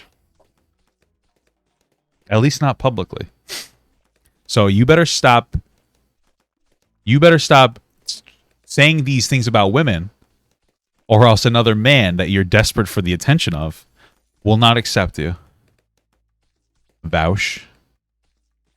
Now, I know you think I'm joking, but that actually is probably the only thing that would make him care. Because you know he doesn't give a fuck that she's upset. What was she wearing and all that? Isn't that you know what the slut walks are all about? Isn't that the whole thing? A short skirt's not an invitation. What happened to that? Why don't I get that kind of treatment, Vaush? That's not fair. Or am I? I'm fair game now because I have not even right wing. I'm just fucking centrist-ish politics. So normal rules need not apply. Okay. I really must thank you for demonstrating my point, Vaush. Male feminists only care about the ideology and not about actual women, and they will actively attack women if they're a threat to that ideology. Do you think that? Out of being as Do you think he cares about the ideology, or do you think he cares that he can get pussy off of it? Like, honestly, I know that sounds like a stupid meme, but like, I really wonder. Like, I don't know, man. Like, even now, I make some like silly, stupid jokes, and I'm trying to make it clear that I'm joking and stuff. But like, I'm curious. I genuinely am curious, and you know, it's crazy because my wife is probably like the biggest influencer on me becoming, probably, I guess you consider like less male toxic. So many conversations I've had with my wife about like some of the weird shit that I've said before, blah blah blah blah blah, and like some of the ways that I think. Like, let me give you for instance. I talked about this before, but like we were driving on the road, and there was construction work going on. And I've told this story before in my chat, but you know, and I remember looking, and there was like 5 guys and a girl, and the girl was holding the sign. And what do you think I said? I said, of course, this fucking girl's holding the sign. And I was joking, but I was like kind of serious. You know, she's holding the fucking sign. What are you doing? Fucking feminism. You're just standing there. Right? So that's where I'm coming from. And what my wife says to me, she says, how do you know that she's holding the sign because she's incapable of working versus the guys making her hold the sign because they think she's incapable of working? And I was like, holy shit. I was like, God fucking damn it. And then I started to, and these are like the weird things my wife says to me, where I just like, my mind melts. Because it's so simple, but my mind has actual diarrhea. Yeah, I've told the story a lot. I'm old. This is my war story. So I remember sitting there, and I'm like, you know, it's a good point, because look at these motherfuckers. They're using like this guy's in a steamroller. How fucking physically demanding is it to steamroll? And then I was a manager at my job at one point. Excuse me, hold on. Sorry, I had some gas. And I remember times where like I was just trying to be courteous to the women, but I'd be like, don't worry about it. I'll take care of this. I'll take care of that. And of course they would accept when I would say that. But then the guys would also too. I just didn't ask the guys, you know? Like, for instance, I was a manager of a cleaning of cleaning the public transportation buses. So I had like 250 buses in my yard. So there are times where like you have to drive through a wash bay, and it could be like a little difficult. If you know, there are times where I was like, "Oh, you want me to drive it through for you?" And they'd be like, "Yeah, thank you." But if I asked anybody that question, they would do. You know what I'm saying? So it's like one of those things where like maybe part of it's you don't think women are capable, or maybe part of it is that you're just trying to be courteous, and it's just all these different things. And it's like, yeah, you know what? Maybe those guys were just, they thought they were doing like the right thing, but maybe like it was almost like, what do they call it? Like the bigotry of lowered expectations, I think they call it, right? And it's like, maybe it's like that. So it's just something that's interesting to think about. I don't even know why the fuck I started talking about this, but there you go. There you go. Okay? Misogynistic as they liked those women, they've deemed heretics. It's about power, not Power progress. Rangers. And if you're a far left woman, screw you. Get sexually harassed and cry about it, I guess. You probably wanted it anyway. Jesus. You're not progressive, Vaush. You're not. You can't call yourself that. It's ridiculous. Come on, be honest. Just be honest. It's just about power. It's obviously just about power. I don't know. That's just from where I'm sitting. So my wife is in the chat. She says, I feel like for men like him, Vaush, being a male feminist allows them to maintain power in the progressive system. Does that make sense? It's so funny because she typing that in a delayed chat as the woman on the screen is saying exactly what my wife was saying. But I personally, I don't know. I don't think it's just about power. I think it's about drive. I also think it's about power. I think that part of it is that Vaush is hungry. And frankly, I think that he's just trying to devour.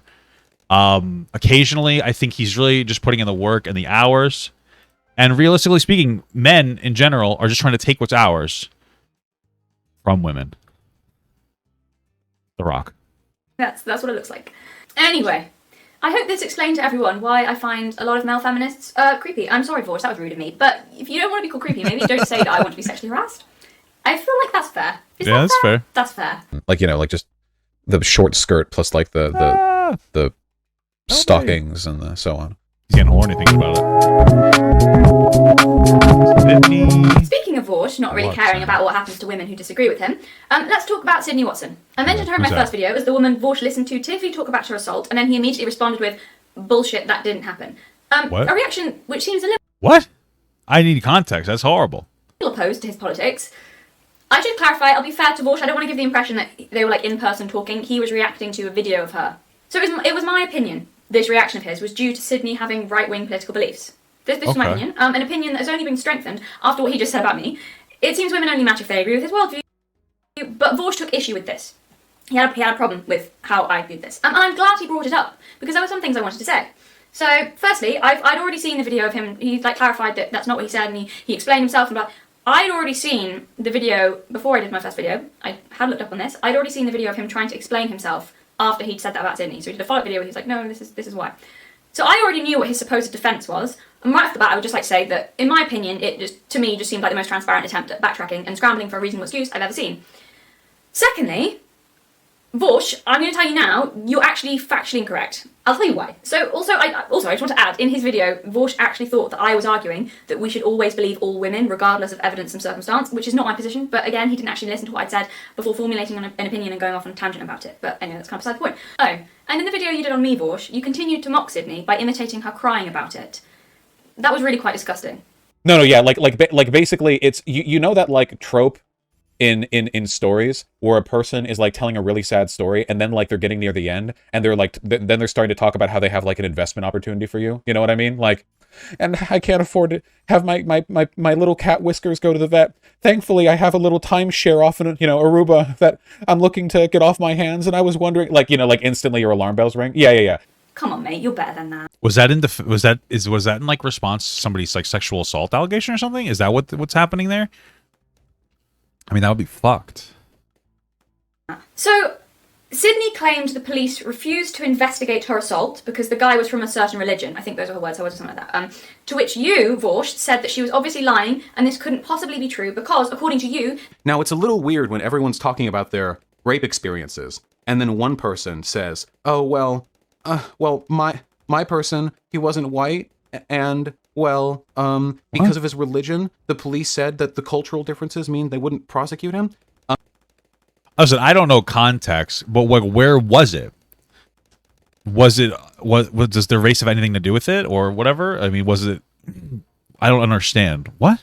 I don't think this is something that most of the viewers of this channel need reminding of, but like, let's just say that it was like a Muslim person or something. I don't know what it is. It could have been a fucking Christian person. It could have been a white person. I don't know the context. This would be like this is one of those conversations, I guess you'd call it like intersectionality, how like, yeah, like Muslim people in America are like a protected class. They're a marginalized group. They get shit on more than, especially, Christian white people. But that doesn't mean that there couldn't be issues of, sexism in their community. I don't know the specifics on this, but like, I don't know why would you... If I don't have enough context, but it feels like a virtue signal from Vaush, to be like, so you're just being, I don't know, Islamophobic or something like that. Or I'm assuming it could be a different religion. I'm just saying, that's what it feels like. But it sounds like it could have been a fucking white guy anyway. Like, what is it? I guess I don't have enough context. I don't know. I really don't think there's a habit of police officers failing to investigate the sexual assault or rape of white women by non-white people. Now, it is... I don't know. Where is it? Not statistically impossible that everything she said did happen. That the police actually said, we won't investigate because of cultural differences. Well, I don't know if that's what... Okay, I don't know the context enough here. I can't fathom a police officer making that claim. Can you imagine that? Like, I imagine that that's not what would have actually had happened. Like, let's say she was telling the truth. It's more likely that was her interpretation of what the events happened. Where the cops were like, there's really not a lot we could do. Maybe they even made an argument about like, this is a religious practice. I don't really know the specifics. But I don't think that they would actively say like, yeah, it's a fucking brown guy. We can't do anything about it. I don't think, usually people are giving their interpretation. And she could have a biased interpretation. It's just, this is a weird direction to go. Again, I don't really know the specifics. So hey, I'm a white woman. I was sexually assaulted by a brown person. Oh, well, okay. We won't investigate it though because they're Muslim. We won't do that though. Vaush, it's amazing how wrong you are. A quick Google search would show you how wrong you are. So I don't know if you're dishonest or if you've Well, what's just the never Google heard of the search? grooming gang scandals, but I'll treat this like you've never heard of them, okay? Because everything you just said has, yes, literally happened, provably, on a massive scale in Britain. I have no idea what things are like in America. Sydney Watson's Australian for a start, and I don't know where in the world she Okay. was when this happened. I don't know. But what I can tell you is that what you just said, that the police would never not investigate a white woman's assault if the perpetrator was a Muslim, is mind-blowingly incorrect. And all you Americans, hold on to your horses. Hang on, bear with me, okay? Well, it's not. I mean, listen, bro. Like, it's not even that I don't believe it. Because here's the thing, man. Like, I've been in so many situations personally where I've looked at someone else's culture and they do weird shit or shit that's weird to me, and I'm just like, that's just weird shit from their culture. So I don't know specifically what's happening here, and I don't know what her claim was necessarily. But I could see it fundamentally being possible for somebody like, yeah, you know what, maybe we just don't understand their culture, and then possibly even unintentionally being sexist in the process. When you know what I mean? Calm down and listen to me for a minute. What I'm going to say is not a conspiracy theory or something only right-wingers believe. I need you to understand that this is common knowledge, a widely accepted fact in Britain, and this has been widely known about for about a decade now. I was at school when this scandal broke, and I remember it dominating the news for a very long time. What was the scandal? This is a fact, not a wacky fringe theory, and a fact that the police admit to. So in Rotherham, in Yorkshire, which is a town, a conservative estimate is that over 1,500 girls were abused between 1997 and 2013. This happened in my county, in Yorkshire, just an hour and a half down the road from where I am now. The police knew about this the whole time it was going on, but they never did anything to stop it. Do you know why they never did anything to stop it? The police never properly investigated or did anything because most of the perpetrators were from, in Sydney's words, a certain religion, and the police didn't want to exacerbate racial tensions. The police themselves, and politicians, now admit this. So yes. I mean, it's possible because there might have been like I don't know the specifics again, but there might have been like a large group of people, like a large, like I guess you say like immigrant population, and they didn't want to like stir tensions in the community. I wonder I mean, it's also probable, I don't know the specifics, I could be wrong, that the women were of the same community. It's kind of somewhat similar to like what's going on in Alaska, where like there's a lot of sexual abuse with like indigenous people, and and it's just kind of like washed under the board, and some of it does happen from white people, and then some of it happens from like other indigenous like male perpetrators, you know what I mean? And we just kind of don't talk. It's like, well, you know, we don't really want to rile up tensions, especially since it gets into the whole conversation of like some kind of intersectionality where it's like, oh, so you're going to disproportionately target, you know, this group of people because they're causing violence against this other group of people. Well, now you're just like, you know, you're being some racist to like indigenous people. If there is in those areas an issue with like indigenous, you know, men sexually assaulting indigenous women, and I'm not making this like wide arced claim here because it happens in Alaska with like white people too. I remember like a white guy choked like an indigenous girl out, and then like jerked off and came on her. It was horrible, and she got off with like a warning. It was insane. I mean, he literally fucking sexually. Well, I mean, I don't know if you call that rape. It's disgusting. Though. It's horrible. But okay. I mean, I get what you're saying. I don't know the specifics though. For all I know, she's fucking, you know, full of, you know, up her own ass. But okay. You're eating? I'm sorry, bro. Vaush, the police would actually just come out and say that they won't investigate because of cultural differences. Some of those girls were as young as 11 years old, beaten and raped by multiple men. That's fucking Sometimes horrible. they doused them in petrol and threatened to set them on fire. I know you don't care what happens to rich women, but even you should care about this, Vaush, because these were not middle-class girls. These were the most vulnerable girls in society. Many of these girls were in and out of care homes, girls from abusive homes, girls from the most deprived backgrounds who had nobody to protect them or defend them or care about them. Girls who jumped at the first opportunity of what they thought was genuine affection. Girls in the perfect position to be manipulated, taken advantage of, and then raped. Passed around multiple men. You want to talk about grooming? The police failed those girls in every possible way. To say they neglected their duty of care is an understatement so vast it is insulting. South Yorkshire police are an absolute disgrace and have no right to ever again claim they protect or defend anyone. At the time, the police said that these girls were prostitutes, making lifestyle choices. As we all know, there's no such thing as an 11-year-old prostitute, but there are 11-year-old rape victims. You'd think the police... That's fucked up. It's also interesting how like their justification for it was that the girls were at fault. It's like, yeah, they made their choice. They're prostitutes. You know, well, in their culture, I mean, like, I mean, like, listen, that just doesn't prove that the other person was making a true allegation, but like the fundamentalist arguments that Vaush was using are obviously very shitty. would know that. Apparently not. Yeah, she literally said the cops said they wouldn't investigate because of cultural differences. Like, oh yeah, dude, that's something cops love to do. Cops love to not investigate Muslims sexually assault. That's a very American perspective on police that you're putting on other countries. I mean, I just don't know the issues that are going on in other countries, but okay. Assaulting white women because of the cultural differences of 1,500 girls. 1,500 in one town. Not city, town. Just down the road. Just down the road. And Rotherham's not the only example of this, by the way. So, I have no idea if what Sydney said happened to her happened. I don't know her, and I don't know much about her, though she seems genuine, and I'm inclined to believe her. But your ignorant statement that she had to be lying about the police not investigating due to the religion of the perpetrator, because apparently the police would literally never refuse to investigate the assault of a white woman. Well, Vaush's argument is that, like, America is like just unanimously racist in every capacity, and they're always going to play into the chain of oppression Olympics. So, like, white women fall higher than, like, I guess a brown guy in this case. So that every single instance that's happening, a white woman will always win out. But that's a really ignorant perspective on the way that, like, you know, different types of bigotry manifest themselves. You know, it is quite possible for like, I guess you'd say, like, white men or police structures to take, like, the word of, like, a brown guy over, like, a white woman. There's, like, so much there. It's not that uniform. Like, you know, every culture is uniformly sexist in some capacity. So a lot of times guys will galvanize around making fun of fucking women. Like, that's where locker room talk comes from. You know, it doesn't matter if you're fucking black, white, brown, or whatever.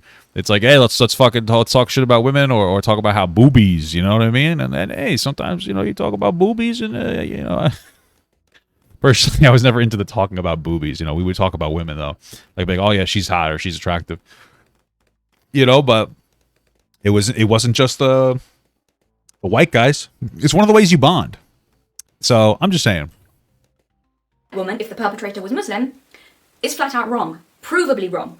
Amazingly, arrogantly, ridiculously wrong. Maybe that's true in America. But it's happened before in Europe. It's well documented. It's an accepted fact and one admitted to by those involved. And this upper middle class, like, British affect right here, this thing that she's doing, I think I speak for most of you. Whoa, Joe Bartolosi raid. What's up, brother? How are you? We're watching a video about sexisms. Let's get back into this sklido. Let's see if I can do it.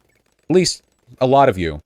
When I say that this aesthetic, this behavior, this attitude is contemptible. This posh bullshit is insufferable. Like, it's actually not even like in a political sense. It's just everything about it exudes arrogance and condescension and classist elitism. Okay. In a way that I think most people find very, very off-putting. I like that, like, her accent. Well, I mean, this is the problem, is that she said that it was somewhat an act. So, like, maybe she is trying to put on that whatever, or maybe it's just an excuse to shit on her. Yeah, existentially revolting. Right. Remember when I told you guys that sometimes the accent made people mad? Yeah. So this is what I was talking about. Rare that it meets this level of vitriolic hatred, but Vaush has a lot of feelings, and we must create a space for him to safely express those feelings. True. So, I'm elitist and condescending. Alright.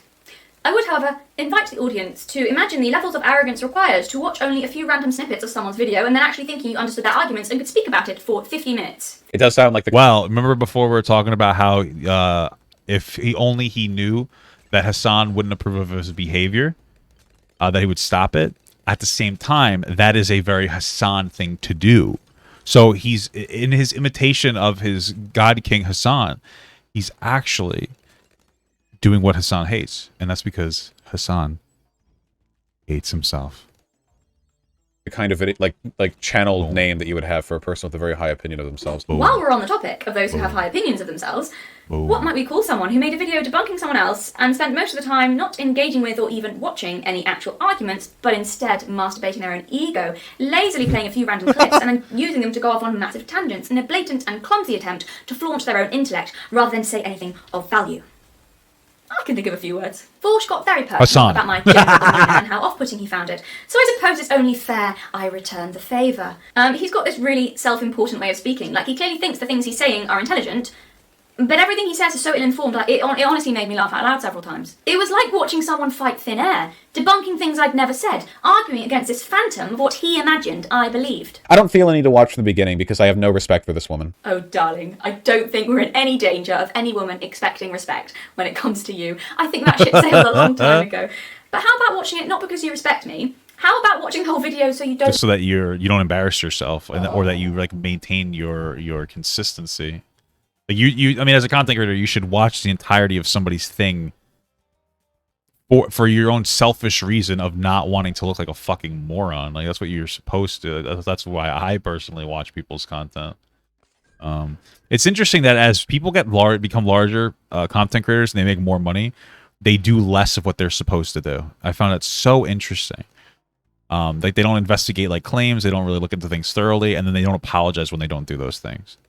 You know, and it is similar to like when H3 they'll push those fake rape accusations, and then there was a response from the people that were targeted, like it was Fresh and Fit, that were the targets of it, and they proved objectively that the woman was lying. And he's like, I'm not gonna watch that. And it's like, well, you know, you pushed a false rape accusation, like maybe you should do your due diligence and you know actually watch the content. But make a tit of yourself. Is that a good enough reason? I don't respect you, but I still thought it best to listen to everything you had to say before giving my opinion on it. It was embarrassing to watch. All he did was skip around my video, watching the odd little section here and there, and then coming up with whole arguments against something I didn't believe. And then for some reason he acted all confused and put on this condescending, self-important air of, this woman is not making any sense. This is so dumb. I unironically don't even understand what she's trying to say. Acting like his lack of understanding was my failure to make a good point. I wouldn't understand someone's argument either, Vaush, if I watched a few out-of-context sentences from almost an hour-long video. Why on earth would you expect to? Well, you didn't expect to. You did it intentionally, didn't you? Knowing that you wouldn't have to understand or engage because you're a dishonest person. well, I think part of it too is he's a large content creator. So to him, it's like, well, I don't really have to justify my standings on anything because I'm big enough that I'm a large enough content creator where like I'm not going to get any type of like huge backlash. That's really what it comes down to. There's the also like the self-important feeling of like I'm not going to face any backlash because nobody really cares about this person. I can kind of say whatever the fuck I want. I can have a lazy perspective day kind of a thing.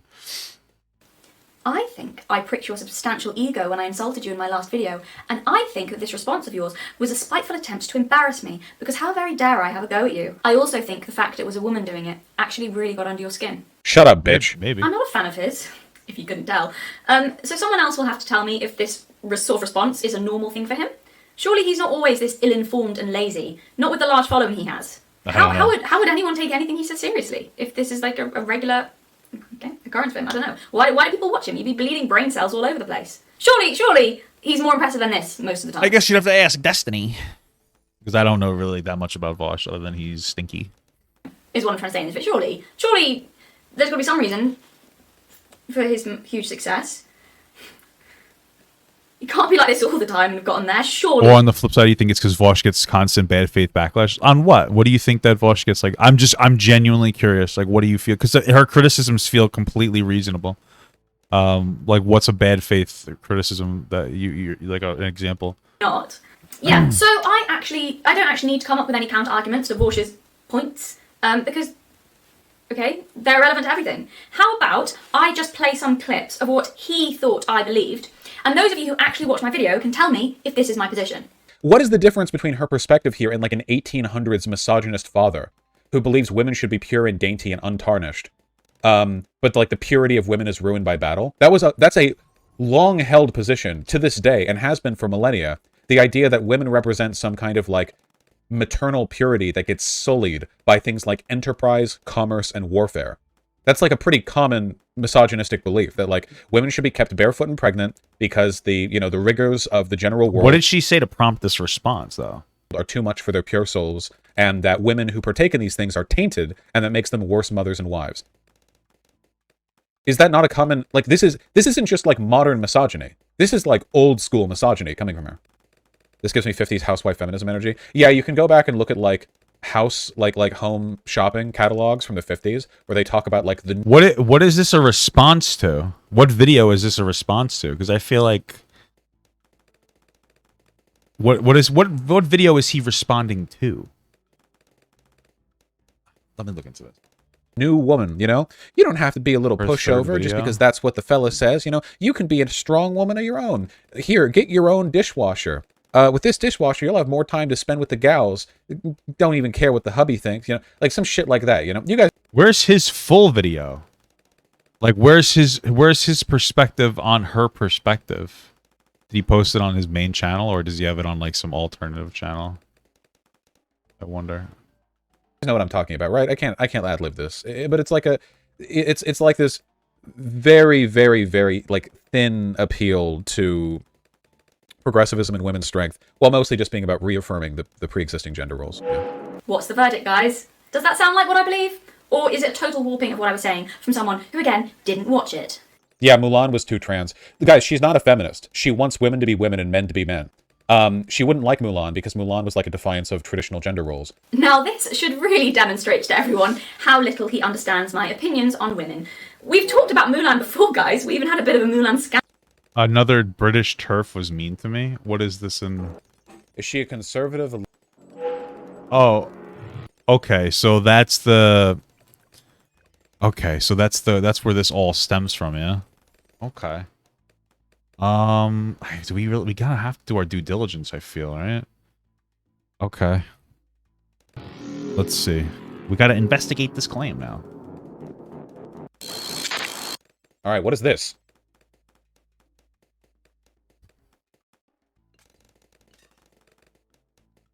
But enough to be a pattern, which brings Who the fuck is this? The authentic observer. Do I know this person? Who is this? me to one of the other things that happened that I did also want to discuss in the video because I think it illustrates my point fairly well. I'm really pushing my foot in it now, but I can't seem to help it. The whole Vaush J.K. Rowling fiasco so perfectly demonstrates what I'm talking about. Vaush, sweetheart, what's the matter? Okay, if anyone... Hold on, real quickly. If anyone makes an expression like this at the camera at any point, it's legally okay to be sexist towards them. I'll be taking this information to heart as I move forward with this video. Gonna condescend to me? That's okay. I'm going to evoke several millennia of oppression against you. That's fair. Darling, I'm very concerned. This is troubling behaviour. Vaush, I don't care. Shut up, bitch. Stupid fucking bitch. Sorry. That was the... Okay, so I understand the fundamental arguments. Like, hey, if you're going to be a dick to me, I'm going to return that energy. But I mean, Jesus Christ. Like, why so intensely? Oh, so instantaneously. It feels like you were waiting for this opportunity to feel like you could be fucking sexist. That was the punchline. Yeah, okay. So, as everybody probably already knows, he and J.K. Rowling got into a bit of a spat on Twitter, so much so that it made headlines. And his responses coming from a self-proclaimed women's rights advocate. Does this person think they're in James Bond? The Authentic Observer does sound like the kind of video title that the desecration of femininity. Okay, yeah. It does sound like the kind of like channel. I'm not going to watch this whole video. I want to see like a couple of his responses to some of her points to see if he's bad faithing her. That you would have for a person with a very high opinion of themselves. Is she a conservative, a liberal, or a leftist? I became a narcissist. Interesting. What happened to free speech? Probably a conservative. I don't know. Yeah, I don't know. Yeah, probably a TERF. What's strange? First off, I just want to say, how the fuck has Vaush, Mr. I see no arguments against child pornography? So he's already kind of called her a TERF and everything. Okay, all right. Damn, right off the bat. All right, we can be sexist again, but unironically. I don't know. Yeah, I don't know. Yeah, probably a TERF. What's strange? First off, I just want to say, how the fuck has Vaush, Mr. I see no arguments against child pornography, and... Damn, right off the bat. All right, we can be sexist again, but well, this is my like thing with that is that he made this argument that like to remain morally consistent, that he doesn't see any problem with CP because in other systems like to create other goods from other countries they use child slavery.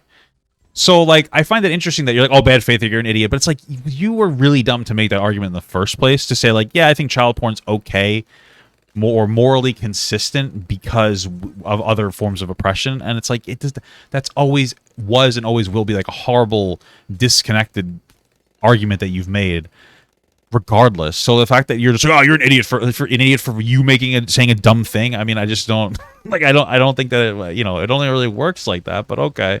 Ironically this time. Damn, right off the bat. Okay. I can't believe this chick is in favor of child slavery, because that's the only reason you would like, believe that's my position. See, he's still fucking doubling down on it, as you can see. I genuinely cannot believe how much, Okay. How much hubbubaloo has gone into I think that owning CP is as bad as child slavery. You know, what a remarkable thing. It's not really exactly what you said. You said it would be morally consistent. Like you said, you have you don't see a problem with CP because there is child slavery. And I mean, if we're really gonna, I mean, I don't. It's two different things. I don't know. Maybe he just made his point poorly, but you obviously said a very dumb thing. The problem is that Vaush said it to be provocative, and then people are absorbing that provocative nature. Now he's like, "What the fuck?" It's like, okay. Is regular sweatshop work the same as sex slavery? No, not at all. I would. This is like a weird argument to make, but it's slavery. Being a sex slave is probably worse. I don't know than being a regular slave. Maybe. I mean, I don't really know. I guess that's why it's like a weird argument to even have. But okay. To be crucified for. To be crucified for your sins. Like, if he really wanted to make that point more palatable, he could say, like, I don't, there's, you know, there's so many people who will melt down over CP, but they don't give a shit about child slavery. Like, what the fuck? You know, if you guys, you guys pretend like you care about children getting abused, but you know, this and the other thing, that would have probably been a better argument. But okay, anyway, let's get to what point that she's made. I don't think you can, like, enlarge a YouTube profile pic. It's possible for an adult and a child to have a sexual relationship that benefits the child. He's also made some questionable statements about Oh yeah, he did say something along those lines. He said something about how, bro, I don't even remember the specifics. Such a bad it was such a bad thing that he just says such dumb shit. Oh my god. Yeah, she's got to be a conservative. She's coming out here hard with the shit. Jesus Christ. I got to find the clip. young girls. I also heard he has an obsession with horse cock, and I don't even want to know more details about that one. He was playing like a fucking Zelda game, and he said something along the lines of, and I could be wrong, about mutually beneficial sexual relationship with adults. I have to find it. I don't know where it is.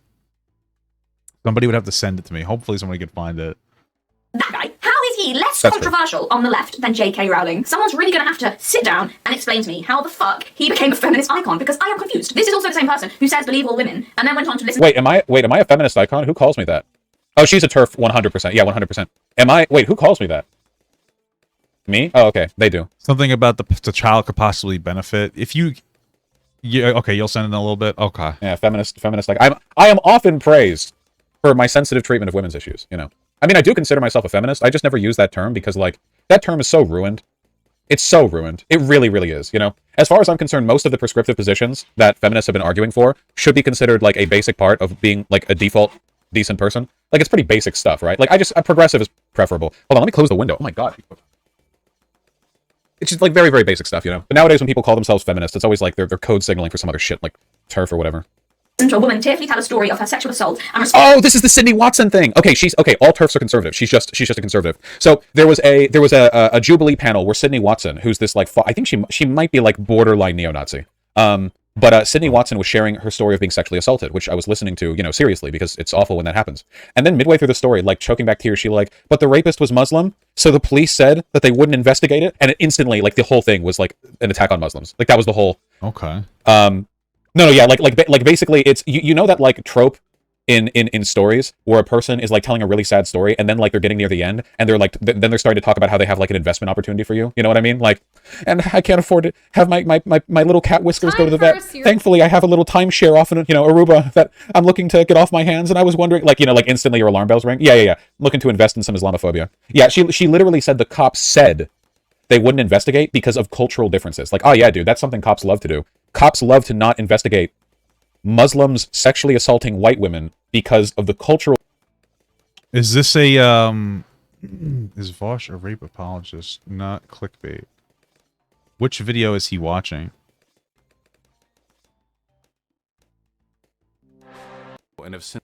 Why is it so normalized for people to do reactions to videos and like in this sphere and not have any indication where the fucking video came from?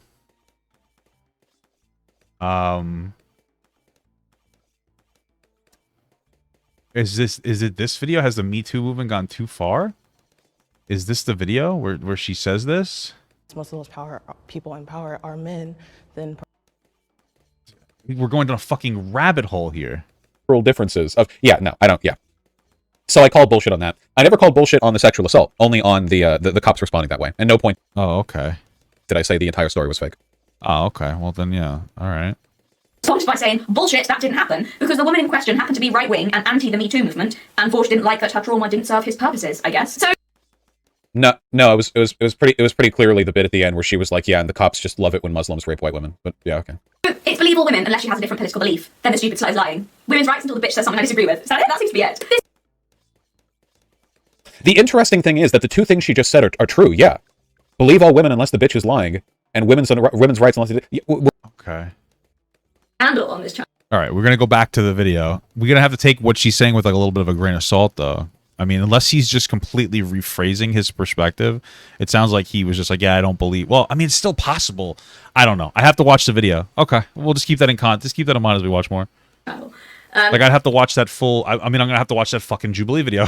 Yeah, I've mentioned several times how I think Mulan is a wonderful example of a strong female character, how I admire her bravery and love the story. And then we'll have to watch that whole fucking thing. And I think she's a brilliant way to portray a female warrior. The old Mulan, not the new Mulan. She's one of my favourite Disney princesses, in fact. A fantastic example of female strength. Because I actually don't have an issue with female fighters, which again... Alright. Jesus Christ. Dude, I feel like we've decided to jump down this fucking insane rabbit hole, but I have to jump down it. Video. Okay, so now we're back to this video. We watched that video about the claim that the girl had made, that the guy got away with it because he was, like, not white, and he was... Listen. I'm just gonna be honest with you. It's totally possible that it did happen. I think that the way Vaush talked about it, he could have been more sympathetic to the idea that it might have actually happened instead of just completely dismissing it. That being said, like, you know, I don't know. The way that she had presented it, it comes off as a little... That Sydney Watson. It does come off as, like, a little convenient. I can see why people wouldn't necessarily believe it. You know, Vaush could have just been more sensitive, I guess, to it. But okay. Again, Vaush, you would know if you watched the video. You took one look at how I was dressed and heard me say I value femininity, and then immediately assumed I was an extremely conservative right-wing type who thinks women have to be one specific way, and that one way is to only be mothers and wives. Well, yeah, he basically he instantly assumed that she was a conservative because she would criticize him for things he said, and then that was like only conservatives will criticize me. That was basically what had just happened there. So yeah, okay. So far off on what you think my opinions are, it's laughable. You have actually decided that because I'm wearing a short skirt and tights, I must hold all the opinions of a Stepford wife. I hope your normal political analysis has a little bit more depth and intelligence to it than that. Because if not, that's pretty disappointing. Vaush also thought, because he skipped to the end without watching the video, that when I talked about femininity being able to grow and sustain life, that I was referring only to pregnancy, and took from that that's all I thought women were good for, and also that I was grooming teenage girls. Grow and sustain life, immediately talking about biological reproduction while addressing, by her admission, teenage girls. Literal grooming, yeah. Vaush, seriously, this is embarrassing. If you'd watched the video, you'd understand I was talking about the symbolic meaning of femininity. How I also mentioned, by the way, how men could have those qualities too. That went right over your head, because what you took from the video was this. She wants women to be women and men to be men. Okay, and now we're on to the Lord of the Rings. I think this girl might be I'm gonna have to watch her video after this at some point. Fake fan. Why did you assume I hadn't read the book, Vaushi? That's very interesting. It's not because I'm female, is it? Surely such a noble defender of women like yourself would never have assumed a young woman was faking a passion for something typically seen as a male area of interest. You didn't think I was, pretending to be interested in the Lord of the Rings just to get attention from men, did you? I'm gonna have to watch that at a later date, though. So I'm not getting the feeling you wouldn't have said that about the best fans. I think, my darling, that you just committed what all the cool kids are calling a microaggression these days. Now that's very naughty. Fought in defense of the Motherkin and Feanor, escaped the sack of Doria, host cards. Okay, this is some nerd ass shit. Okay, she fights a lot. Okay, so yeah, now on to Galadriel. So thing is, Vaush, I actually addressed this point at the beginning of my video, which again is one of the parts you didn't watch. If you had watched the whole video, you would know I am well aware that Tolkien refers to Galadriel as athletic and strong. I love The Lord of the Rings, but I admit I'm no great expert on the greater lore. However, there is actually, from what I can see, some debate amongst hardcore fans about what Tolkien meant when he was talking about Galadriel. References to her fighting are vague, and people seem to be endlessly arguing about exactly how she fought, how much, and whether he meant physically or not, because that doesn't seem to be so clear. Everyone seems to have a different opinion and interpretation of that. Interpreting Galadriel as being a physical fighter in her youth is not necessarily a wrong interpretation, and I even stated in my video that I could be completely wrong. This is some fucking nerd shit, dude. Amazon might have handled Galadriel's character with care, that they might have respected Tolkien's lore and made her a believable female character who is good at fighting. Here's why I doubted this, though. The fact that they've decided to give us this incarnation of Galadriel at a time and as part of a greater trend of so many female characters being masculinized is why I was suspicious. This, and also what the show's creators were saying about her, made me think it was likely we would not be seeing a rounded and believable warrior Galadriel who was still allowed to be feminine, but instead we'd be seeing just another hashtag strong female character who just likes to beat people up and is strong just because of that. It seemed to be gearing up to be a case of this Galadriel better than old Galadriel because this one has a sword, And yes, I did find that insulting. I definitely could have been clearer on that, you're right. Not that it would have mattered if I had, because you didn't watch the video anyway. But that's actually sort of beside the point. Despite the thumbnail, the main point of my video wasn't about Gladriel. I used her as a springboard to talk about the value and meaning of femininity, and why I find it insulting that people keep taking on traditionally feminine characters and lazily making them just good at fighting, as if being feminine is not strong enough on its own. But then, you don't think it is, do you? How is her fighting in a war tearing away what makes her powerful? Isn't that a demonstration of what makes her powerful? I think that what she's trying to say, and again, I have to watch her full video now, is that, like, it sounds like what her argument is that, why does she have to do something in, like, a male space to be considered powerful in her own right? It seems like a lazy way to write the character. I think that's her argument. It's like, okay, so you have a woman, and it's like, how can we demonstrate that she's strong? What if we put her in a male space?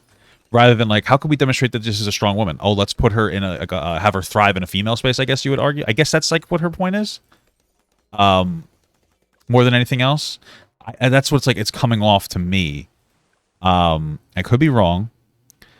But I think that she's making an argument that it's, like, it's kind of lazy the way that that they're doing it. I think that's the argument that's trying to be made just here. resubscribed for 4 months. Hey, thanks for the sub, brother. You, fat boy. Thank you very much. Much appreciated. Thank you so much.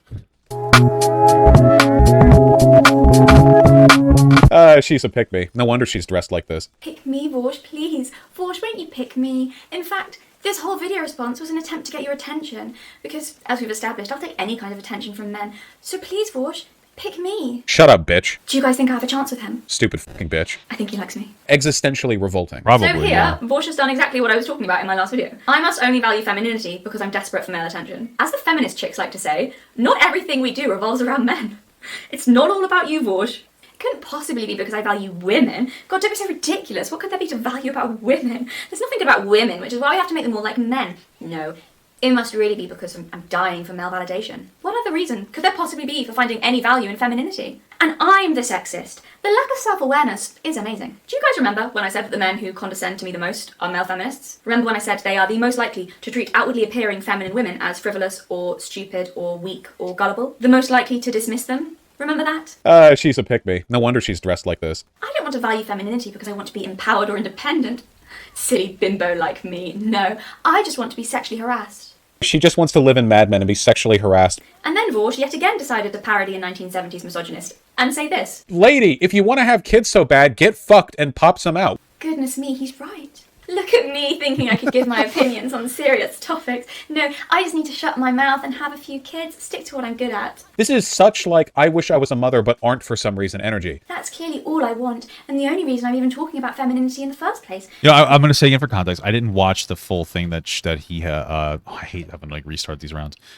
But it sounded like almost instantaneously because of her normal reaction to the, like, really suspicious shit that she said before. All of a sudden, like, she was just, I guess, bad-faithing the fuck out of him. But, like, realistically, man, like, you said some, like, really dumb fucking shit for views and attention. Like a typical fucking woman, okay? That's what he's done. He said some dumb... he said some dumb shit for, like, attention. You know, to be, like, you know, an epic pogger Twitter individual. Realistically, that's how I'm interpreting it. And people got upset with it. Like, all your fucking takes about, like, you know, age of consent and, like, weird shit. Or not age of consent, but, like, just a weird way you talk about things. And you did it to be, like, a provocateur. And then you get upset when people interpret you as trying to be a provocative individual. It just comes off as, like, really weird. Like, you know, it's one of those things where, like, you should speak more clearly if you don't want people to misrepresent you. Because, like, what you said was really fucking bizarre. My poor, neurotic and hormonal female brain is out of control, baby mad, and just needs a couple of kids to calm it down. Then maybe I'd get off the internet and keep my mouth shut, know my place, that sort of thing. Maybe if she inflicts her motherhood on some actual children, she can leave the channel alone. And poor Vaush wouldn't have to witness such an obscene feminine display. He finds it quite disgusting. Have kids or something. I'm only good for babies. Imagine thinking I could be taken seriously when wearing a skirt. She's wearing a fucking skirt with stockings. You don't help yourself, Vaush. You really don't. The reason I mentioned you in my last video was as an example of a man who claims to be progressive, but who in reality is just incredibly disdainful of women, and you've proved me right at every turn. I'm actually kind of shocked by just how much you're proving it. I'd have at least thought you'd have the sense to pretend to hold back a bit if you were going to respond, but apparently you don't. Yes, Vaush, I do want to be a mother. I still want to work, but I also want to be a mother. Why are you saying that like it's an insult and makes me deserving of disdain? Why do you see that as degrading? Is it because you see something in femininity as inherently degrading? Personally, I'm of the opinion that being a mother is one of, if not the most important and brave things a human being can do, but if it makes you feel better to take your mummy issues out on all women, then go for it, I guess. Also, isn't the definition of a pick-me putting down other women to raise yourself up? I'm getting pretty tired of saying this, but if you watch the video, I made it clear several times that I value all women, no matter how masculine or feminine, that I include all kinds of women in what I'm saying, and that I considered masculine women just as valid, because they are. I think my video was incredibly supportive of women. The proof of that is the overwhelming number of comments and messages I got from women and girls, from very feminine to very masculine, teens to older women, very far left women to traditional conservative Christian women. A lot of women and girls across the board who generally seem to agree my video spoke to them, resonated with them, and put to words their experience, because there is something shared in the female experience, no matter how feminine or not a woman is. For some of them, they said it made them not feel so worthless or weak or pathetic for being feminine, helped them appreciate the innate value in themselves, and there were a few teenagers who had no idea that the feelings I was describing were fairly common female experiences, and it made them feel like perhaps they weren't complete aliens in their own bodies. But I'm so sorry it didn't live up to your high standards of feminism, Vaush. Sorry it didn't validate you, or speak to you, or even apparently make sense to you, because you didn't watch it. I have to watch the video wasn't for you. It was for women and girls. You know, the people feminism's supposed to be about. My points about the strength in femininity just went way over his head. Mainly because he didn't listen to any of my points, and all he seemed to take away from the video was that I wanted to go back to the 1950s, get sexually harassed, and, oh yes, how did he put it? Get fucked and pop some out. Oh. Some very based grooming accusations, you know, I can't wait to see can't wait to see it. So yes, apparently now I'm a groomer. The literal grooming. Vaush says so, and I guess he would know. Telling young girls it's okay to be comfortable with their femininity and not hate themselves for it is grooming now. Sorry guys, I don't make the rules. Vaush knows all about how it feels to be a young girl struggling with your femininity. Well, so it's funny because in the previous segment we talked about how conservatives will call like LGBTQ people like groomers, and I was like, well, if you're going to call that grooming, which I think is a disproportionate word, best maybe you could say they're conditioning kids, which I don't even know if they are. I mean, whatever, it's a social movement, but you know, that's either way. You have to be consistent and say that you're grooming kids if you're religious. You're grooming them into your religion. Okay, what this means to me is that if what she's saying is correct in her assessment, that Vaush is calling her a groomer because she holds, or because he thinks she holds, or she does hold traditional values, logically you have to also say that LGBTQ is grooming in some capacity, because we're just saying that socially conditioning somebody to a particular direction is now grooming, which is insane, right? So he'd have to also align with that exaggerated term of what grooming actually is. He knows all about how those feelings can follow women into adulthood and completely screw with their identity. He knows how it feels to be at war with your own body in that way, to feel worthless or valueless or pathetic because you're feminine. Remember guys, if there's one thing we've learned, it's that Vaush's omniscience is to be trusted. Vaush, this might be hard for you to believe, because I know you've stated several times you don't care about anyone, and from the sounds of it, I'm pretty sure you're dead inside. But it is actually possible to genuinely care about other human beings. I care a lot about women and girls. Not everyone has I don't. shitty ulterior motives, Vaush. I love my little sister very much, and I also remember what it was like to be a teenager. So yes, I do care about teenage girls and their experiences, and it is a totally wholesome and I don't, because I'm old. genuine concern for them, but thank you for trying to make it weird, you absolute cabbage. Yes, darling, if you address teenage girls about the experience of being in a female body, it would be weird, correct. But I'm not a slightly creepy older bloke. I know you're not great with nuance, but are we seeing why this might be different?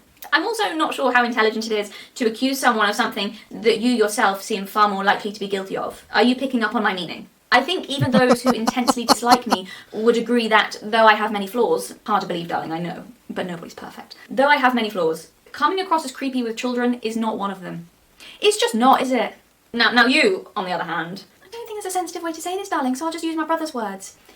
He said you look like a sweaty nonce, love. I obviously totally. What does that mean? Isn't a nunce just like a stupid person in that foreign English language? Disavow. It was very rude. It was very rude of him. I'm terribly insensitive. But, well, to phrase it another way, for any parents in the audience, me or Vaush, who are you letting babysit? I know it's a tough one. If you had to choose, take him into. Well, I would choose you because of my internalized misogyny that makes me think that you as a woman is a better caretaker. And also, like, I'm not even trying to be like that guy, but like, yeah, no, I think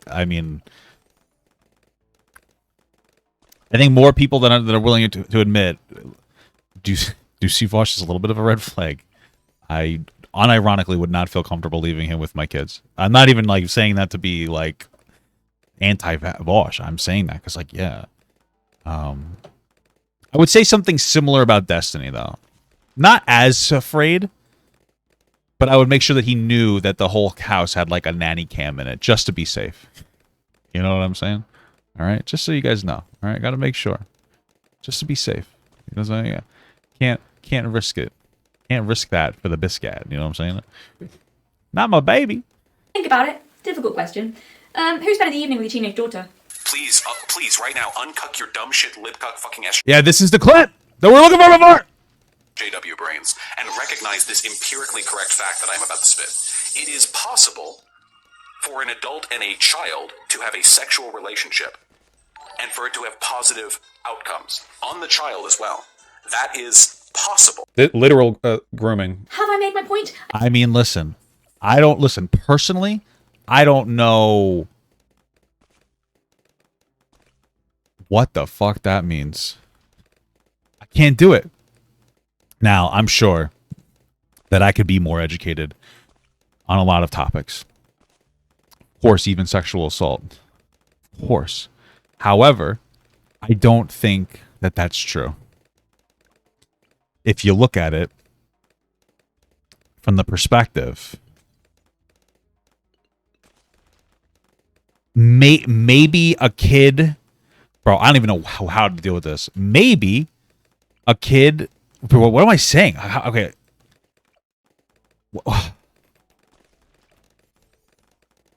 In the short term, I don't even know if I would feel comfortable saying that. But like, obviously in like a long-term capacity, no. What? I don't know. How old is the kid? This is very suspicious stuff. All right, this is why people are like, "What the fuck? Why? Like, how? At what point do people? At what point do like the expectation is to be like, how charitable do people need to be after hearing shit like that? You know what I'm saying? Like, Jesus Christ. I mean, what the fuck is that?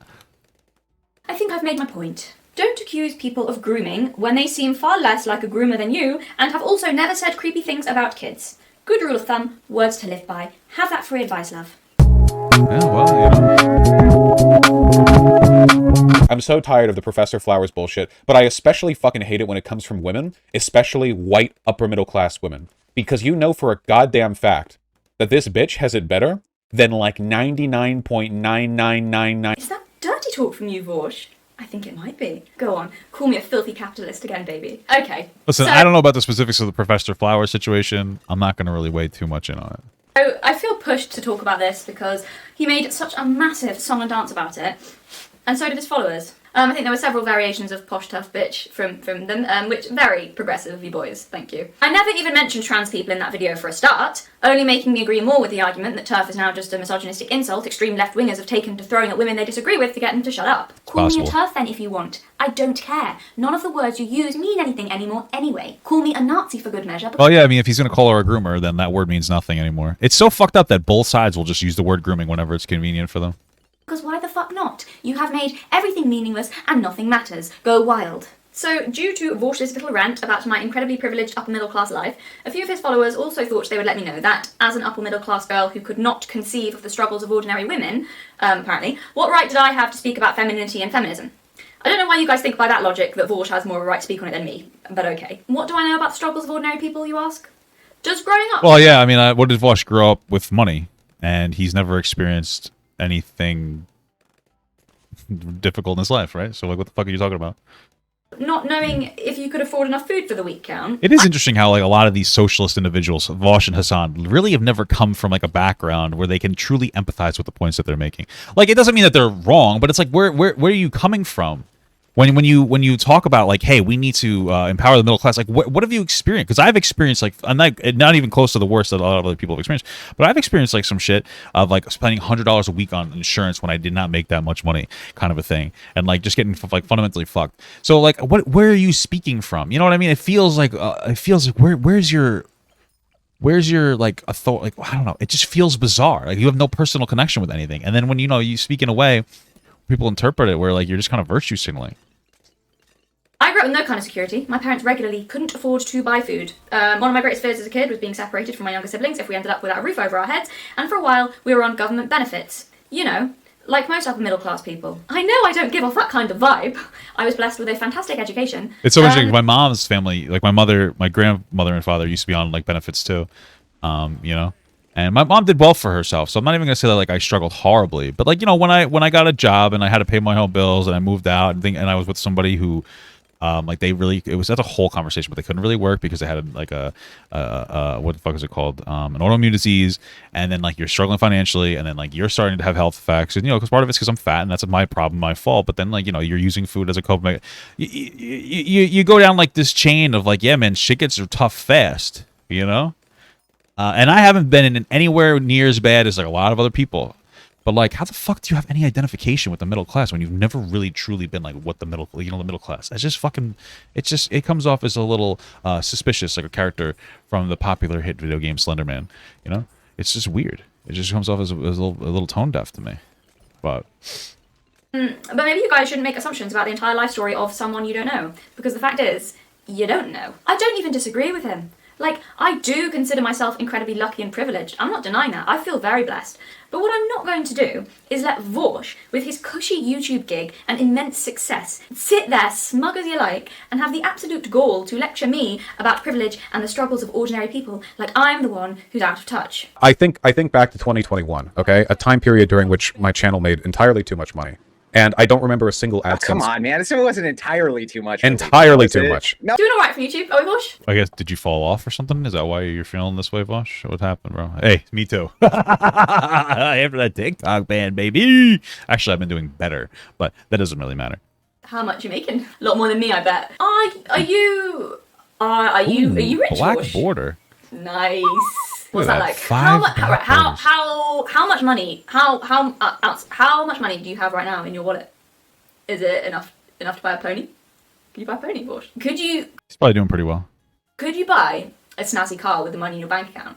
I could tell you how much money is in my bank account, but the answer would only make me depressed. It's much more fun to talk about how much money you have. You've got to let me know. It's also interesting too because, like, let's be honest, the content that Vaush and even myself engage in is fucking like low skilled content. If you redo a lot of research for debate, like for sure, and I've done like a lot of conversation stuff and like I talked to especially people in my life about it, but like this girl does a video essay. It takes a lot more effort and you make a lot less money usually unless it like explodes. So, you know. How that privilege feels. It looks like it's fun. I bet it's fun. Is it fun? I'm glad you're having fun, Vaushi. If you're happy, I'm happy. J.K. Rowling's in the same position. She lives in a fucking castle. You think I'm in the same position as J.K. Rowling? I fucking wish. You are ridiculous, mate. I am. Oh, I wouldn't be on YouTube if I was. I'd have fucked off to some private island somewhere. Is that just because we both have similar English accents? Okay. I don't even live in a building at the moment. Was he actually comparing her to J.K. Rowling, or was that misconstrued? Please, tell me more about my castle. It sounds bloody marvellous. Does it have a moat? I would like a moat. At least give me a moat. So after I filmed this video, I discovered that apparently Vaush is a Beverly Hills rich kid. Well, Vaushi, now isn't this an interesting Wait, you didn't know that? of events. You grew up rich, and I grew up on government benefits. This posh bullshit is insufferable. Oh, you brave little soldier. What a hero, fighting the good fight. Tell me again how contemptibly upper middle class I am. This upper middle class, like, British affect right here, this thing that she's doing, everything about it exudes arrogance and condescension and classist elitism. Go on, mate. It's a little ironic, because that's Vaush exudes all those things. Another go about my accent. You must have some more things to say. I'd love to hear them. Tell me how condescending and classist I sound. You might have to shout loudly though, love, so I can hear you from all the way up there on the Hollywood Hills. Do you know for a goddamn fact that this bitch has it better than like 99 point... But I actually can't believe this after your little tantrum about how elitist I was. You think you'd raise yourself alone on the streets living on bin juice the way you carried on, wailing like a Dickensian orphan with that little faux outrage dramatic performance. But it turns out your upbringing was less Oliver Twist and more Gossip Girl. I don't know how you have the nerve to be disgusted at anyone for being obnoxiously upper middle class. Don't take out your weird self-hating socialist rich kid guilt on me, though I do have a suggestion for how you can deal with it, darling, and I really think this might solve your problems, but you'll have to follow my instructions exactly. I'll tell you what I want you to do, Vaushy boy, and listen really carefully. I want you to take all your moral superiority, all your talk about privilege, all your posturing and your posing, all your faux concern, all your sneering and your god complex about being the saviour of the common man. I want you to take all of that, Vaushy, yeah? Are you with me so far? I want you to take all of that and I want you to shove it right up your ass, you whiny little rich boy. How dare you! Whoa, you're so triggered. I can't believe women are so emotional. You lecture me. Also, why is it difficult to imagine why all women, even well-off women, yes, even J.K. Rowling, would care about women's issues and femininity? A very dear friend of mine is from a very wealthy family, and it still didn't protect her from getting sexually assaulted. Does she not have a leg stand on then when it comes to feminism and talking about women's issues because she's an upper-class white girl? Does she have to keep her mouth shut about issues that affect women because, what, a certain income bracket makes you not a woman anymore and therefore immune to the negatives of the female experience? And of course, some women still have it harder than others. Of course that's true. But women's issues still affect all women. And how about me? Why am I so concerned with talking about the value of femininity? Why would I want women to feel that they had their own innate strengths? What reason can I have for saying embracing their femininity didn't make them weak, that being feminine did not make them worthless or pathetic? I don't know. Could it be because there's a lot of women and girls I admire? Is she dismissing J.K. Rowling's comments about transgender people? I don't think so. I think what she was talking about is Vaush being like misogynistic towards her. He made like some jokes about how women should shut up because J.K. Rowling says something. I don't know about the specifics of J.K. Rowling's situation. I do know Vaush made a few of these jokes. I'm not super ingrained in it. I don't really care necessarily. But she's criticizing the jokes that she's made, that she's criticizing the jokes he made about her, about how she should shut up because she's a woman or something. Love who felt devalued, powerless, abused, targeted, exploited, humiliated, silenced, or made to feel worthless because of their femininity, and I'm of the opinion that they actually shouldn't feel that way. Just one example, picking at random. Let's take my aunt as a case study, almost beaten to death several times by her first husband, culminating in him trying to shoot her and my then 2-year-old severely autistic cousin before doing everyone a favour and putting a bullet in his own brain. But goodness me, why would I be concerned with women's issues and defending women and wanting women to know their value? Golly gosh, maybe it's because I'm just a lazy entitled brat who wants to wear pretty dresses and just be taken care of, because after all, what does a silly, naive, spoiled girl like me know of the big bad world safe up here in my ivory tower? There's this really disgusting attitude that Vaush and many of his followers seem to have, which I've recently been on the receiving end of, that women they perceive to be of a certain social class or above a certain income bracket don't deserve any of the benefits of feminism. Like him saying he doesn't care about J.K. Rowling's abuse because she's a billionaire. Well-off women still get assaulted, they're still women, like my friend I mentioned. The weird attitude that these women don't really... Oh, so like, listen, again, I don't know a whole lot about what's going on. I guess the argument here is that like J.K. Rowling has a particular issue that she's had associated with being a woman. And I might be just be going on a tangent. And she feels like trans women who grow up as men, because like go through like puberty, may not be able to identify with her experience as a woman because she went through her development as a woman, which is a conversation that some women feel, and I do understand it because trans women often are and often do have different experiences as women, and there are actually arguments to be made that trans women face things that are worse than cisgender women because they're also trans, right? But I think that the I guess you say the turf experience is just saying like, hey, you didn't experience the same thing as me. How can you identify with me? Which I could see why it would be considered invalidating, but I don't think it makes trans women not women, because I don't think that you have to have a horrific experience associated with you being a woman to be a feminist. But like, I get the argument there, even if I disagree with it, right? I think it's very easy to just say you're a turf, you're a turf, you're a turf. But realistically speaking, the reality is that like different people go through different experiences. There's a general collective experience from cis women that's probably not going to be an experience that trans women can identify with, but trans men may be able to identify with some of it, you know. And it's a complex world. I don't think that trans people should be excluded, but it's a conversation to have. Does that make sense? Now, I don't know the specifics, so I could be going on a fucking tangent. I could be wrong about some of this stuff, but that's how I'm interpreting it. So, you know what it's like to be women, so shut the fuck up like the privileged, snooty bitches they are. It's actually a really creepy attitude. It's got the same energy to it as those really aggressive blokes who think women deserve to be knocked down a peg or two. Those guys who kind of want to see women degraded, who think maybe they should be roughed up a bit. Excuse you, gentlemen. Hey, only in bed, if you know what I'm saying. Consensually, of course. Feminism is supposed to be for all women, regardless of class, race, age, or appearance. You don't get to corner off a section of women it's okay to take your anger out on because you think they've had it too easy and you resent them for it. If that's what you're doing... I'm just saying, I don't know if she's a turf, but like that argument kind of reinforces my point that like trans women don't have to have the same experiences as other cisgender women just to be considered women in a woman's space. But I don't know if she holds the experience that trans women are women, so... You're not a feminist. You're just channeling your hatred of women in a specific direction so you can pretend to yourselves you're still good people while also having an outlet for all your vile, weird, misogynistic feelings. No, pick one. You can't have your cake and eat it too. Most of Vaush's followers that decided to drop me a nice little message mentioned my accent, and also the fact that I should be quiet because I clearly had never experienced any of the everyday bad things most women go through. Firstly, as we've established, yes, I do know what it's like to not be able to afford food and worry I won't have a roof over my head. The confidence of your assumptions is remarkable. I think the worst thing that women have gone through nowadays is the fact that like it's no longer socially acceptable for men to just do everything for them. You know, I feel so bad for poor, weak women that like now feminism has made it so you have to make actual decisions in your life. Sad stuff, you know, like it's just sad. I wish women didn't have to go through that hardship. But you know what? That's what happens, bro. That's what happens. Why do you think it's reasonable to do that? Why would a wealthy woman not have as much right to talk about her experiences or opinions on femininity as anyone else? You don't get to strip them of their womanhood. You don't get to tell them how they should feel about their experiences. You don't get to tell them to shut up about what it means to be female. You don't get to do that. You don't get to take that from them. You don't get to try and remove the essence of what they are. Not to any woman, of any background. Okay? If she's a woman, she's a woman, and she can speak about what that's like, about what her understanding of femininity is. You're also kind of proving my point in how femininity is seen as weak and frivolous. In me making the argument that I think femininity is valuable, you all seem to see it as me saying women should float around in pretty dresses all day doing what we're told, and that the only reason I must be saying that is because life's been too easy for me. You utter misogynists. You think that's what femininity is? I don't think that's what femininity is. One of the most feminine people I knew was my grandmother. She was born into absolute, and I mean absolute poverty, grew up in an abusive home and clawed her way out of it. Her life was fucking hard, and she was as tough as nails, a will of absolute iron, also the kindest woman in the world, and she didn't need to beat people up in order to be strong or valuable, which really was what most of my argument boiled down to. There was nothing weak about her. And what's not going to happen is you lot equating femininity with weakness, or sneering at feminine women as being pathetic, or telling women the only way they can be strong is to be more like men. Yeah, we're not doing that, and I think most women aren't on board with that, no matter how loudly you activists screech that they are. The disdain towards femininity from you lot was obvious. There was some very telling comment about how I think women shouldn't get their dainty little hands dirty with fighting. And I've said that. If women want to fight, they can fight, and as I've stated, I don't have a problem with female action heroes. My argument is that, in general, women are not as good at fighting as men. Really not a very controversial statement. Open your eyes and look at the world. And using that as the main metric of strength on which to judge someone is inherently misogynistic and ignores and devalues the strengths of most everyday women. That makes sense. That's what I was saying before. Was like, I think what she's trying to say is that like you don't have to measure women to the same standard as men for them to be considered strong. Like she doesn't have to be a fighter to be strong. She could be strong in like whatever feminine way. I don't really know specifically. This is a conversation I'd like to have about like where you derive strength as a woman. You know, being a good mother could be being strong. A good mother would be strong. You know, just being a good father would be a form of strength as well. You know, so I'm something like that. Obviously, I haven't explored it enough to talk about it specifically, but. My argument is that turning every female character into a badass fighter chick, because apparently that's the only way to be strong, is an insult towards most women. And that's not to say that the women who do fight don't have value, because of course they do. Never said they don't. The fact you use that wording, don't get your dainty little hands dirty, yeah, it kind of sounds like you're pretty disdainful of women who aren't like that, of more feminine women. Because it sounds to me like you hold masculinity in far higher regard. Thank you for demonstrating that. Also, I want to add that it also adds another... Yeah, I guess in like the way that like there's strength in like Game of Thrones, yeah, even though the show ended like shit. Like with the mother, the mommy Stark was like a very strong woman, but she didn't have to be a fighter to be a strong woman.